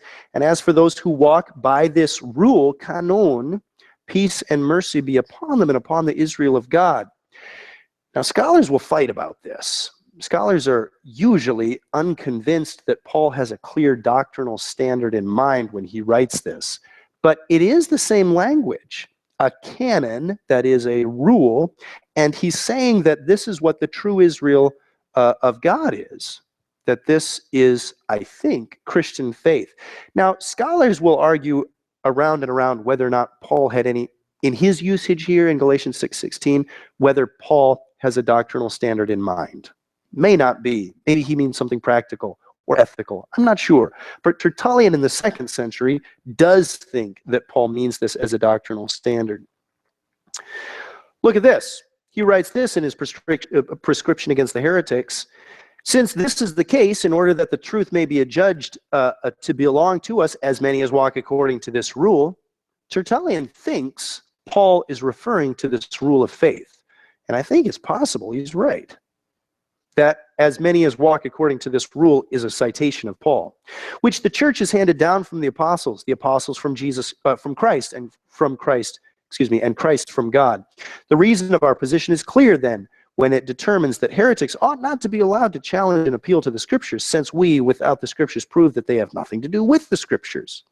All right, and other citations could be evidenced. Clement of Rome cites a rule of our tradition at the end of the 1st century. And again, scholars are not, there's no clear consensus as to what Clement of Rome means there. Does he mean a doctrinal principle when he says the rule of our tradition, or does he mean something else?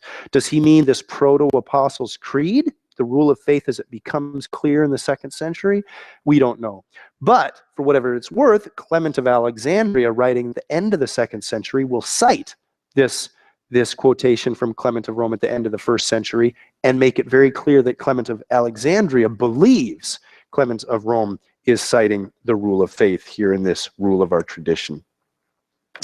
At any rate, if we follow this trail of the rule of faith back through 2nd century Christianity and perhaps even to apostolic Christianity, it becomes clear that at least there is a group of Christians who believe that there is a doctrinal foundation of apostolic teaching to the church that defines orthodoxy, or what we will call orthodoxy.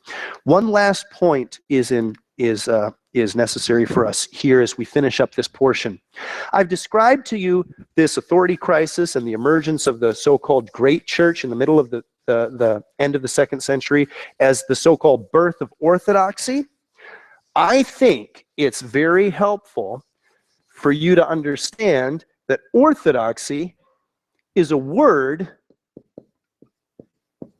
that doesn't really exist at this time in the 2nd century. What is orthodoxy? What does it mean today? Somebody got it?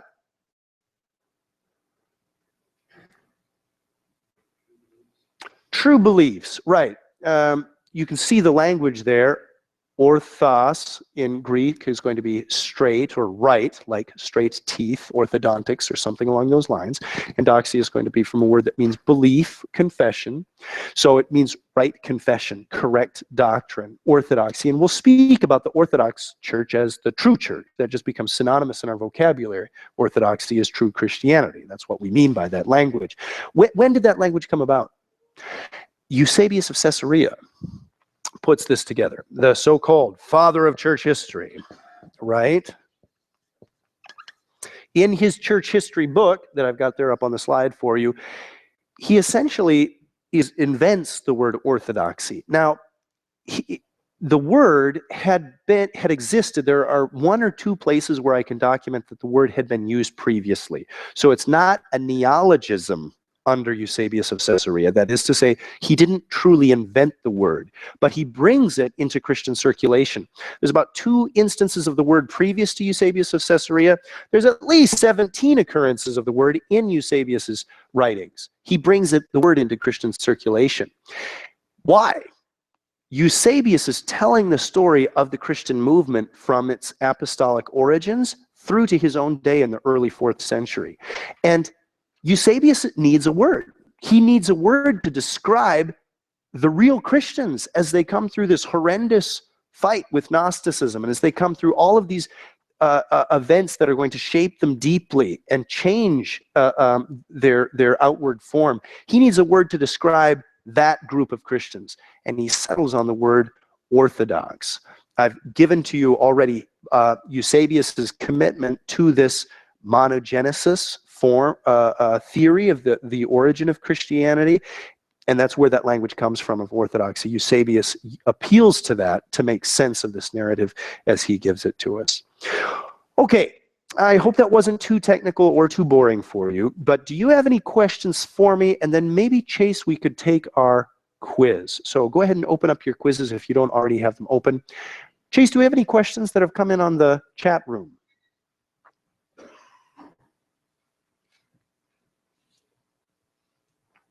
Yes, there was one question that came through. Would scholars like Ehrman say that evidences like Irenaeus' witness to monogenesis are unreliable?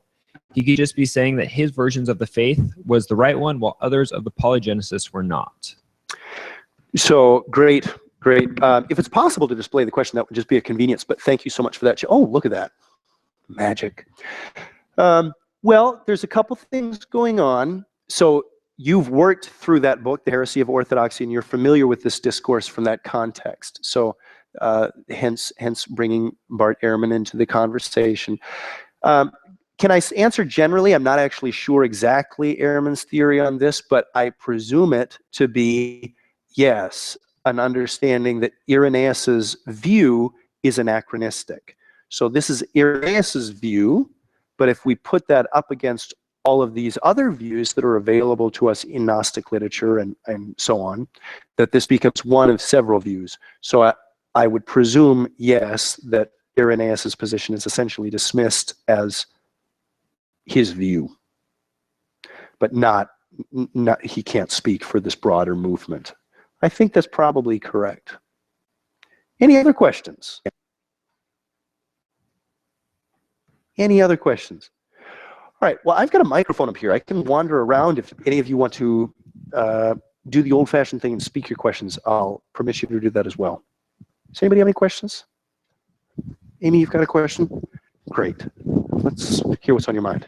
Did you say that Polycarp cited all of the Pauline epistles and books, or just some of them?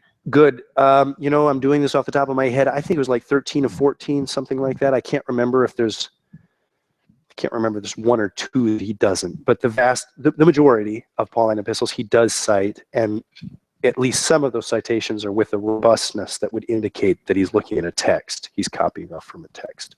Good. We have another question. About the question on the screen, if scholars like Ehrman could take Irenaeus' word as just being his word, why should we take it as more than simply his perspective? Good. Well, so I think there's a complexity here. I mean, you're right. This could quickly become a game of dismissing one another's opinions, and in a relativistic culture, that's the potential loss, right? Is that we can lose an ability to hold a broader discourse because you dismissed me, I'll dismiss you. We're done. So there can be that's a real loss of a relativistic culture, is that we fail to do broad thinking. We fail to communicate in an effective way, and so we diminish our ability to do good thinking, and we impoverish ourselves, right? So that is a liability in this context potentially. If I'm trying to get though in the mind of the Bauer thesis, and I better speak for the Bauer thesis more than the Ehrman's works. I actually have not read Ehrman's work, so I don't know his work, but I've worked carefully through Bauer. Bauer brings to the table a lot of texts that seem unknown to these other church fathers. Now, not always. Irenaeus did his homework well. He really invests himself in reading the Gnostic literature so that he can reproduce its opinions correctly and defeat them. That's Irenaeus' stated objective, and he does that quite well. But many of these other authors, I don't think we have any evidence that Tertullian read the Gnostics. He read Marcion very carefully, perhaps not these other Gnostics. So what Bauer is doing that I think is legitimate is he's bringing a bunch of texts to the table and saying, hey, we haven't processed these or thought about these. And that's, I think, is a scholarly service. Still, I soundly disagree with his analysis, but I think it was a useful piece. Good. Good. I hope that was helpful. And I appreciate your thought. All right. Here's another question. Remind us of your name. I'm Elizabeth. And I was wondering, since Polycarp gathered so many of Ignatius's letters, were they the actual letters or were they copies thereof? And if they were copies thereof, were these letters like commonly copied and sent to multiple different churches? That's a very good question. Thanks, Elizabeth. I don't think we know whether they were the so-called autographs, whether they were the first edition of the letters or not. They may have been, however, since these letters were sent to churches in Asia Minor, and that's exactly where these letters were collected. So they very well may have been the autographs. In fact, I think that's probably even the presumption behind Polycarp saying that he was collecting these letters. I think he probably did mean the actual letters. So yes, probably. Was there a second part to the question, Elizabeth? Was it common for people to copy like epistle letters and Yes. That's a great question. So, yep, thanks for reminding me of the second part of your question. Yes, there were sort of standard ways of publishing letters in antiquity. David Trobisch does some marvelous work here. I think he came out with his doctoral dissertation from Heidelberg University around something like 2000, something like that, maybe late 90s. But David Trobisch has done some marvelous work here about how did, and Harry Gamble, also the Yale scholar I could mention, or published with Yale University. These two scholars, Harry Gamble and David Trobisch, have traced the way that literature was dispersed and disseminated at this time. And yes, there were standard protocols for how these things work. There were bookshops, there were scribes. In other words, there were guilds of people who were invested in this industry and doing this. So yes, there were standard ways of circulating literature. And Trobisch even goes so far as to say that it's possible that Paul would have worked on publishing his own letters. That would not have been uncommon for an author to undertake oversee some of the editorial process of publishing their own works. So it's possible that Paul or some of these other church fathers would have done that. Charles. What implications on our theology or doctrine of the canon take place when we entertain or allow the idea that Philemon influences the book of Philemon to be a part of that? Because then it seems as though there's a bias in the canon. And so then how does that influence our view, or how should our view or understanding of canon influence that idea? Good. So I've spent a lot of time studying the process of the formation of the New Testament canon, and have not arrived at all the conclusions that I need or want to be able to summarize that process neatly into a class like this. And I regret that, Charles. But speaking at least to this point of the formation of the New Testament canon, we can see that it's a human process. Any indication that we have little information about it. But every time that we get information about what's happening in the New Testament canon, it's a human process with a particular history. These decisions have a history to them. And so but I don't think that lessens the authority of the canon, because what gives the canon its authority is the fact that this is an apostolic writing. So now, Charles, to speak to that for a moment, some Protestants will arrange it as such, and I think classically this was done. I will choose not to do this. I think this is a wrong move, but some will do this. Some will say that the authority of the canon rests on its inspiration. Okay, hence my little diagram here, that the authority of the canon rests on inspiration. And B.B. Warfield and others have framed the theology of canonicity in this way. I think it doesn't work. Okay, so I think that while the canonical writings are inspired, I believe that. I don't believe that the early church used this as a criteria for canonicity. What is inspired, that must be in the canon. Now, not saying that what's in the canon is not inspired. I don't believe the converse of that. No, I do believe that what's in the canon is inspired, but that wasn't the reason why it was placed in the canon in the first place. If from studying the process, I'm much more comfortable saying that what undergirds the authority of the canon is the apostolicity. So why did the early church identify certain books as canonical? Because they were written by the historical apostles, and there's a precondition. There's a precondition here. It's the theological commitment that whatever the apostles wrote, that is Christianity. Now that consciousness that whatever the apostles wrote is, by definition, authoritative Christianity, that is settled in this authority crisis in the 2nd century, because that's precisely the set of conditions that brings about this question. What is real Christianity? Can some guy in Egypt called Valentinus, who's a very charismatic speaker and set up shop as a Christian teacher into Christianity? Ultimately, the great church will say no, because what is apostolic is by definition Christianity. Charles, you have a follow-up question? Yes, because you yourself said that there are many works that Paul wrote, that he wrote many epistles that aren't in the canon. Yes. And so because in your definition of the canon receiving its authority based on apostolicity, then who determines which of the apostles' works were and were not, or who helped to influence that? I know that just through research, that there are different reasons for it. You know, there has to be widely accepted by the church. It has to be contributed in so many different ways. There's different historical arguments or processes that do that. Right. But if it's if it's very much there's a human history behind the creation of the canon, and if it's reliant on it being apostolic writing, yes, then why Philemon versus another book? Because here, if that was the case, then Philemon obviously had his input. If this is indeed the Philemon from, not Philemon, Onesimus from Philemon, good. Then why not some other Paul's other writings, especially those that may be more theological than Philemon? Good. No, you're bringing up an excellent question, Charles. So this is a real theological concern. This is a real concern you're bringing up.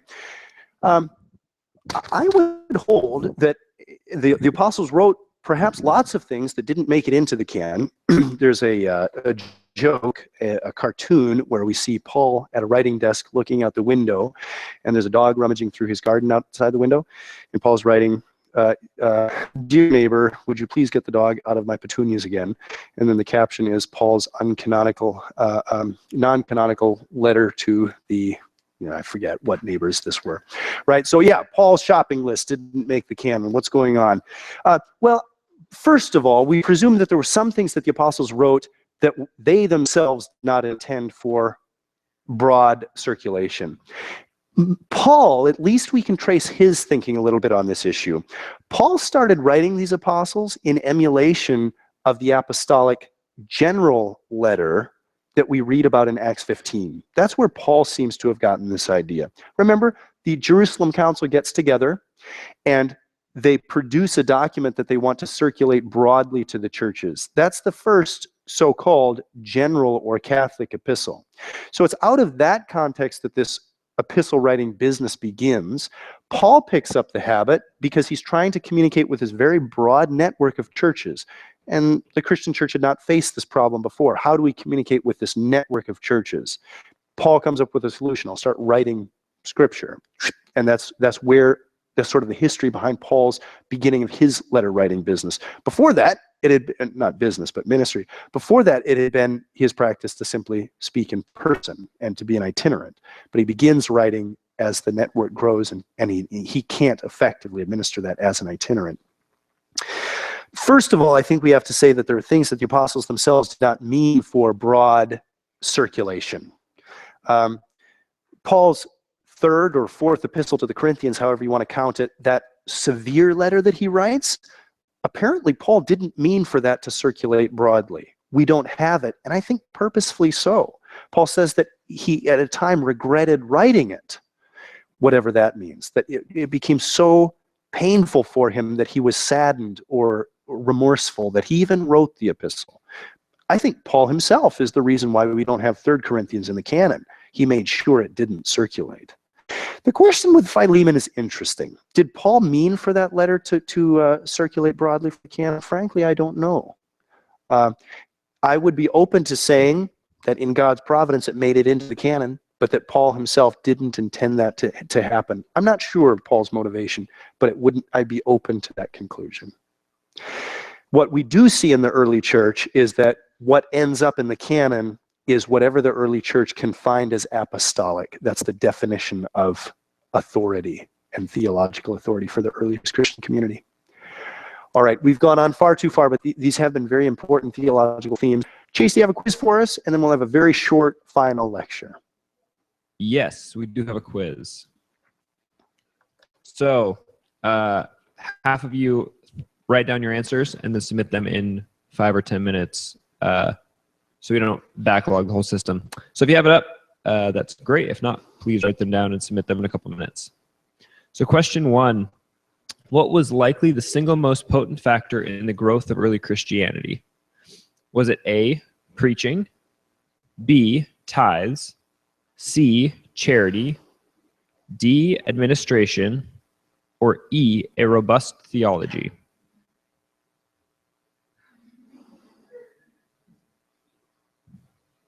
If it helps any of your consciences, we could say, according to Chadwick.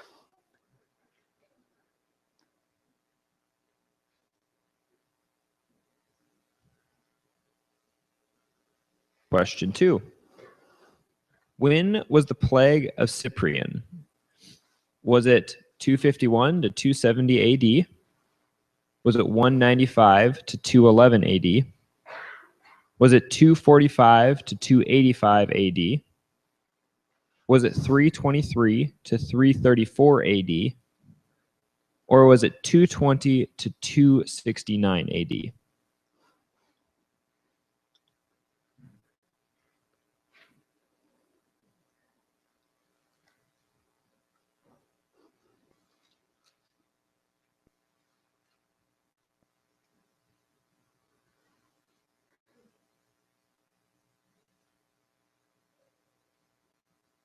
Question 3. What age of Christianity do we have the least information on? Was it A, the 8th century, B, the 1st century, C, the 5th century, D, the 2nd century, or E, the 3rd century?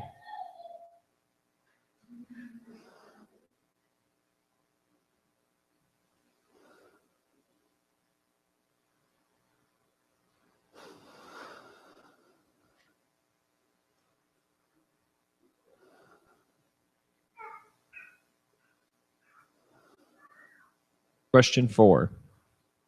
Who wrote 7 letters on the way to his death? A, Clement of Rome, B, Ignatius of Antioch, C, Polycarp of Smyrna, D, Clement of Alexandria, or E, Onesimus of Ephesus?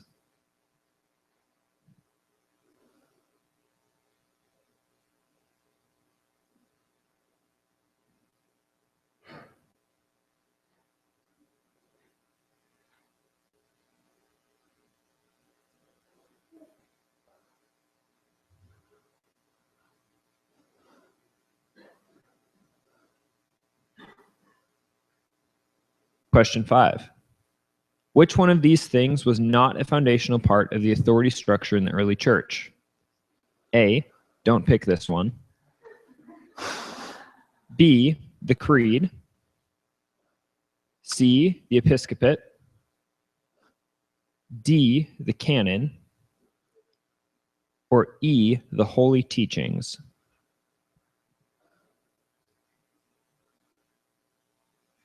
Which one was not a foundational part? That's really weird, Chase, because doesn't A have to be right? Yes, it does. Yeah, sorry to dive into that. But it's not. So okay, don't pick so it. that's helpful to know. Good. It's like the painting of a red pipe, the caption of which is, "This is not a red pipe." It's a painting of a red pipe. Get it? Okay. All set with the quiz? Great. Yep. Thank you, Chase. Here's what scholars think of a number 1 through 10. Got it? If your number is 1 through 5, submit now. If your number is 6 through 10, submit after the break. We'll see you in 10 minutes. We'll have a short lecture. Thanks.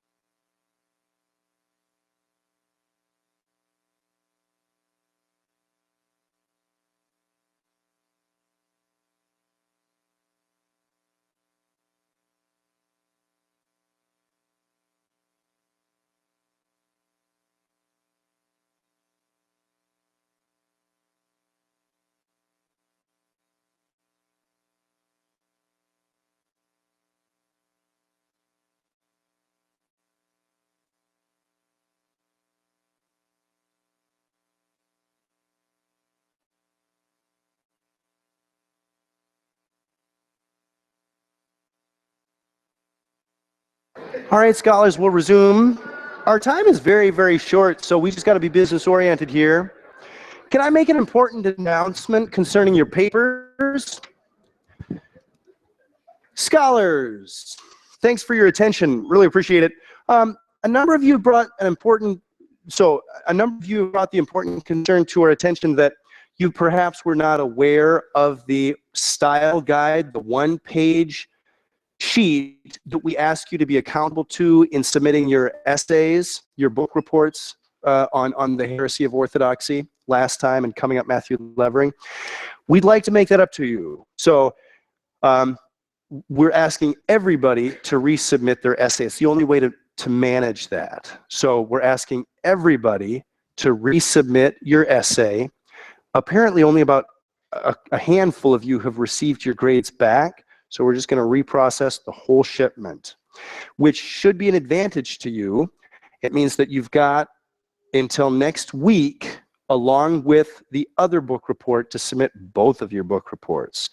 Boy, there's a lot due this next week. 2 exams, 2 book reviews, but we've given you enough time to get it done, so we trust that will be the case. But there's going to be a new portal opened up on Blackboard where you can resubmit via Turnitin your book reviews. We're asking everybody to resubmit them. And for your own good, just look over that one-page sheet of the requirements that we're holding you accountable to very carefully. For example, we ask you to list the word count on your essay. If you don't, we'll nail you for it. Out of love, but we'll nail you for this. So just pay attention. We just want you to be very conscious and follow those very short list of rules that we created there for you. The other good point, any questions? Yes, go ahead, please, Braden. I messed up on the word count. Okay. I forgot to go back to that, but I do know that I really don't think the guide addresses if you want our last name and page number on it. Do you want that? Well, I believe so. I thought it was on the sheet, but that's the instrument that will hold you accountable to. So the sheet is published on the Blackboard page. Just read the darn thing and follow the principles. The goal here is, because we work with a teaching team and it's a large class, we need these protocols in place so that we can be genuinely objective with you. I'm not the only one reading your essays. In fact, I'm not. So the only way to do this equitably is to have a set of rules that we can use internally to process your work. That's what's going on. So thanks for following those carefully. Good. The other really good, and are there any other questions concerning that?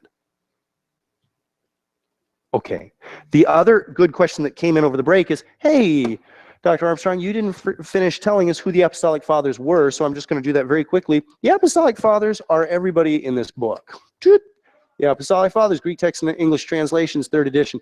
And I say that partially in jest, but partly earnestly, since about the 1620s, something like that, I think, maybe late 1600s, there's been a standard set of writings that we call the Apostolic Fathers. So that's a century-old designation, who these Apostolic Fathers are. The Bishop of Durham, excuse me, J.B. Lightfoot, back in the 1880s, did a lot of work to systematize this group of writers and to help us find the best editions of their Greek texts and so on. But so this book that we see here, edited most recently by Michael Holmes, is a re-edition of J.B. Lightfoot's work. So again, this is a century-old convention. Who are these Apostolic Fathers? Again, it's not only in jest that I say the folks in this book. They are First Clement. I introduced him to you, the author of this text. Second Clement is really a Christian sermon that we have. We don't know who wrote it, but probably it's a 2nd century work as well.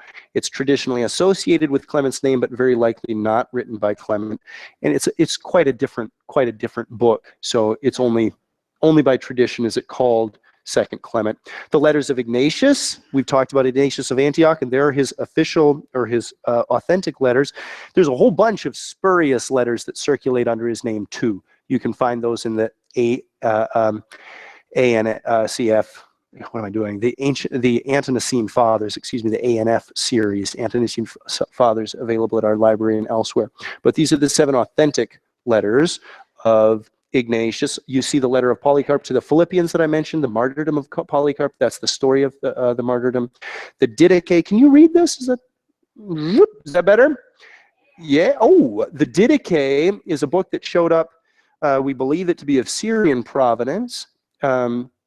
Maybe even possibly 1st century, but maybe early 2nd century. And it's sort of a manual of church life that's come to us from the East at a very early date. Very important work, and sort of compares to some of the earliest gospel writing that we have.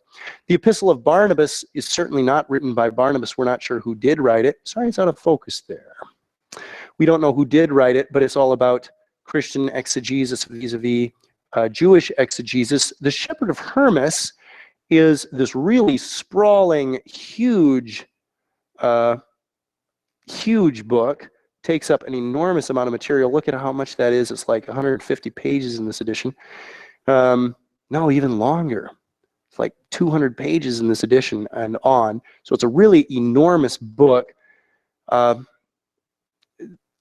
Doesn't seem to be terribly theologically significant, but it's very interesting in that it shows sort of the charismatic nature of earliest Christianity at this time.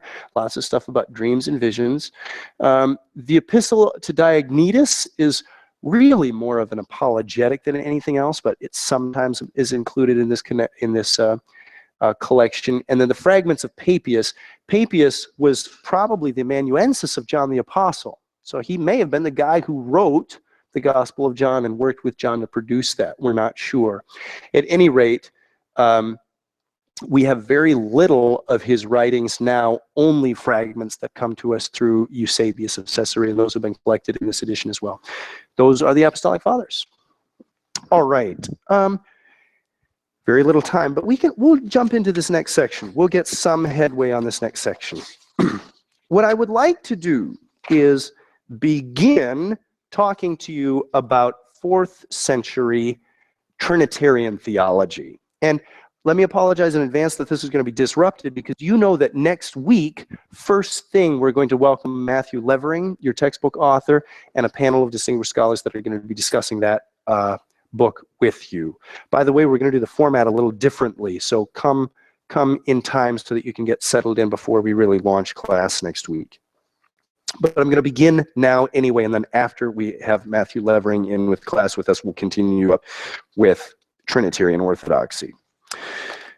And look at that, I forgot to get my slide up. I'm sorry, I was so busy enjoying questions with you. Okay. When we tell the story of Trinitarian orthodoxy, I'm intrigued. Oh, it's not even here. What's going on? I'm so sorry, folks.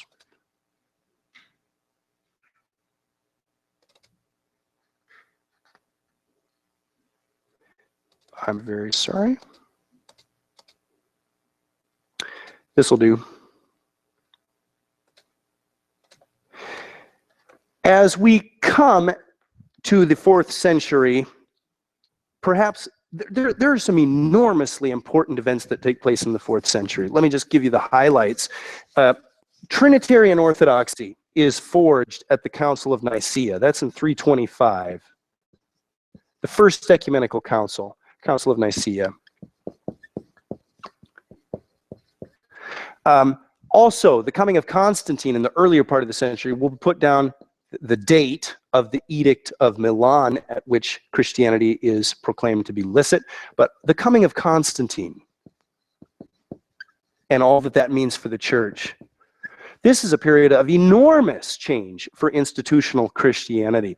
And doctrinally, the big theme of the 4th century is the development and the formalization of Trinitarian theology. That's formalized in 2 councils, the Council of Nicaea in 325 and the Council of Constantinople, the First Council of Constantinople in 381. We're not going to be able to get much beyond this, but in the minutes that I do have, let me talk to you about the ecumenical councils and what does this mean. The Council of Nicaea is of enormous significance, really for 2 reasons. First of all, it's the first formal statement of what we know as Orthodox Trinitarian theology. At least it's the first broadly accepted statement of that. It's the first creedal statement of that. So it's a landmark for Trinitarian theology. But that's not its only significance. The other enormously important part of the Council of Nicaea is that it's the first of a whole chain of these so-called ecumenical councils. Now, what does this word ecumenical mean? There are, according to the Roman Catholic count, there are 21 so-called ecumenical councils. There's a whole bunch of them, a whole fleet of them. What does the word ecumenical mean? And specifically in this context, an ecumenical council, what could that possibly mean? Somebody help me out. What's ecumenical mean? Braden, you continue to be on fire.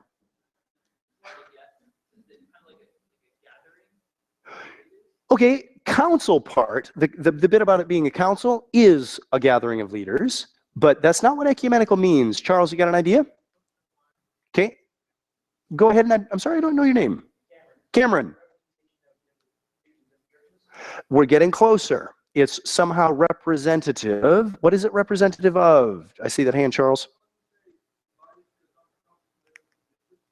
Yes, we're getting ever closer. It's a body of bishops that's represented. What does ecumenical mean? Go ahead, please. And I'm sorry, I can't remember your name. Melanie, go. Correct. The whole church is represented. And what that word ecumenical means, it's from a Greek word, oikumene, for whatever that's worth, oikumene, which means empire-wide, or that's what the Greek word has come to mean. It means empire-wide. So when we're talking about an ecumenical council, we mean a council that represents, that is composed of bishops from all parts of the empire, or at least that's the idea. This was the first such ecumenical council. And you can see quite obviously why the political conditions changing so dramatically with the coming of Constantine. That's a precondition for the whole idea of an ecumenical council. Otherwise, Emperor Constantine paid for this thing. He puts up 300 bishops and about 1,200 of their attendants in his palace. Okay, this is not something you can run on a shoestring budget if the Christian community is broadly disseminated. You need some pretty robust official structures to make one of these things happen. So it's no accident that we get ecumenical councils only in the 4th century and following, but thus we do. Now, ecumenical councils, different church traditions accept varying degrees, various counts of these so-called ecumenical councils. So it depends on what Christian tradition you're a part of, which ecumenical councils you're likely to accept as authoritative or genuinely ecumenical.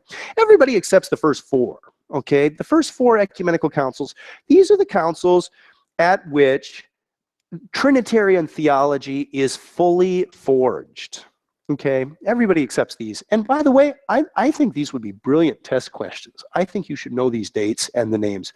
I don't ask for too many of these things, but these are important. The Council of Nicaea in 325, the Council of Constantinople in 381, the Council of Ephesus in 431, and the Council of Chalcedon, or Chalcedon, both are correct pronunciations, in 451. Trinitarian theology is stated formally in 325 at the Council of Nicaea. But the church does not accept this uncontroversially. And what I mean is, after Constantine dies, he has 3 sons take over his empire. Humbly, he names all 3 sons after himself. So he has Constans, Constantine II, and Constantius. Okay. These 3 sons take over his empire, and the short of the story is that various emperors throughout his divided empire adhere to Orthodox Christianity, that is Trinitarian Christianity, or to Arianism. And because Arianism becomes accepted in various portions of the empire after Nicaea, the debate is not over. Even if doctrinally Arianism was put down at Nicaea, by policy, Arianism is still permitted throughout the empire in portions of it. Remember how I said that it was Theodosius II who makes Trinitarian Orthodoxy the official religion of the Roman Empire, thereby outlawing paganism and Arianism in 380. This same Theodosius is the guy who calls the Council of Constantinople in 381. And we can look at 381 as the effective date of the finish. They put the finishing touches on Trinitarian Orthodoxy at this council. The Council of Ephesus does some interesting things with Mariology. Does some there's slight progression in Trinitarian theology and the understanding of Christ and the nature of Christ. And then the Council of Chalcedon really finishes off the work of defining Christology. So this is one place where I wish we had a whole lot more time to get into these issues, but I'm going to have to leave it to my able colleague Josh Malone in systematic theology to do some work here. We will get to Trinitarian theology, however. Trinitarian theology, what's the formal way of expressing Orthodox Trinitarian theology? You have one God in three, what's the operative word? Persons, right? And then with Christology here, as finished off in Chalcedon, you have one person but two natures, right? Good. All right, so this language is going to be forged throughout these four councils. My doctor father used to tell the joke that there are 5 ways, that is, speaking of Aquinas' 5 ways, 4 councils, speaking of these 4 ecumenical councils, 3 persons, 2 natures, 1 God, and no proof. Anyway, that's a little bit of a theological joke. These pass around the halls of theological buildings. And as somebody else once told me that theological jokes are no good at all. They either get you in hell or fired, but nothing ever good happens from them. So that's my last theology joke for this year. Okay, but all Christian traditions, whether Roman Catholic or Eastern Orthodox or Protestant, everybody accepts these 4 ecumenical councils because we're all Trinitarian. All right. There are other councils. The councils of what we call here the councils of late antiquity are accepted both by the Roman Catholics and by the Eastern Orthodox. These 2 communities will accept these councils. And we know very little about these councils as Protestants, but, and myself included, I have much more study here to do. But the Council of Constantinople II, the Council of Constantinople III, and the Council of Nicaea II in 787. You need, for my purposes, you need not know these dates to have them memorized for an exam, although they're also very, very important. Last year, we had a friend of mine, Kosta Milkov, who is an evangelical leader in the country of Macedonia. We had him come in and talk to us via telecommunication, and he was trying to explain to us how Eastern Orthodox theology works. And he's been on many dialogues between evangelicals and Eastern Orthodox, so he was trying to help us make sense of what Eastern Orthodox theology was. And one of his major points was, well, we have to take these councils seriously if you're going to understand what Eastern Orthodox theology is and does. And I'm still on a personal journey to do that. He posed the question to me. He said, how many persons are there in the Godhead? 3, I can answer that. How many natures of Christ? 2. Good. And then how many wills does Christ have? And predictably, I didn't exactly know what to say there. And he says, right, well, this is these are the debates, the monothelite controversy and so on, that unfold during these councils. One place where Protestant theology does touch these councils in a usual way is concerning the topic of icons. It's at the Council of Nicaea II that icons are officially promulgated as orthodox. The Orthodox community will use icons. So there had been this controversy brewing actually for many years at this point between the iconoduals, those are those who venerate icons, and between the iconoclasts, those are those who smash icons. Those are only options? Okay, but between these 2 warring parties, things were settled at Nicaea II in favor of the iconoduals, those who venerate icons. All right, just to give you the broadest of sketches about what's taking place during these councils. Let's keep moving. Now, these are councils that the Roman Catholics hold to as ecumenical, not others. We can still find them as an evangelical, as a Protestant. I still find these very telling for what's going on in medieval theology. These are still super important, but would not receive them as an ecumenical council as binding for my church. The Council of Constantinople, there are 4 councils there, then 9 through 13, the 4 Lateran councils that really shape medieval Christian theology very deeply, especially Council 4. The 4th Lateran Council in 1215, that's when we get firm definitions on things like what the 7 sacraments are. No, the church had been practicing for a number of hundreds of years at this point, the 7 sacraments, but it's not till Lateran 4 that those things are officially stated. Things like clerical celibacy, that those ordained to the priesthood would not marry. That's officially promulgated in 1215 at Lateran 4. Before then, actually, for a long time, priests had not been practicing marriage in the West. In the East, they did and still do. I understand it to be the case that in the Eastern tradition, you can marry if you're married before ordination, but then after ordination, you must remain celibate. I think that's the way the deal works. Anyway, if you think there's like a senior mating season that goes on here, just imagine what's going on in Eastern Orthodox seminarians. It's like, I either need to get married in the next 3 months or I'm done. Okay. Yeah, so the Council of Lateran 4 crystallizes those bits of Western tradition that we associate with medieval Roman Catholic theology, but they're formulated there. Council of Leon 1 and 2, Vienne, Constance, Florence, and Lateran 5. In many ways, these councils that I just enumerated, there are reforming type councils.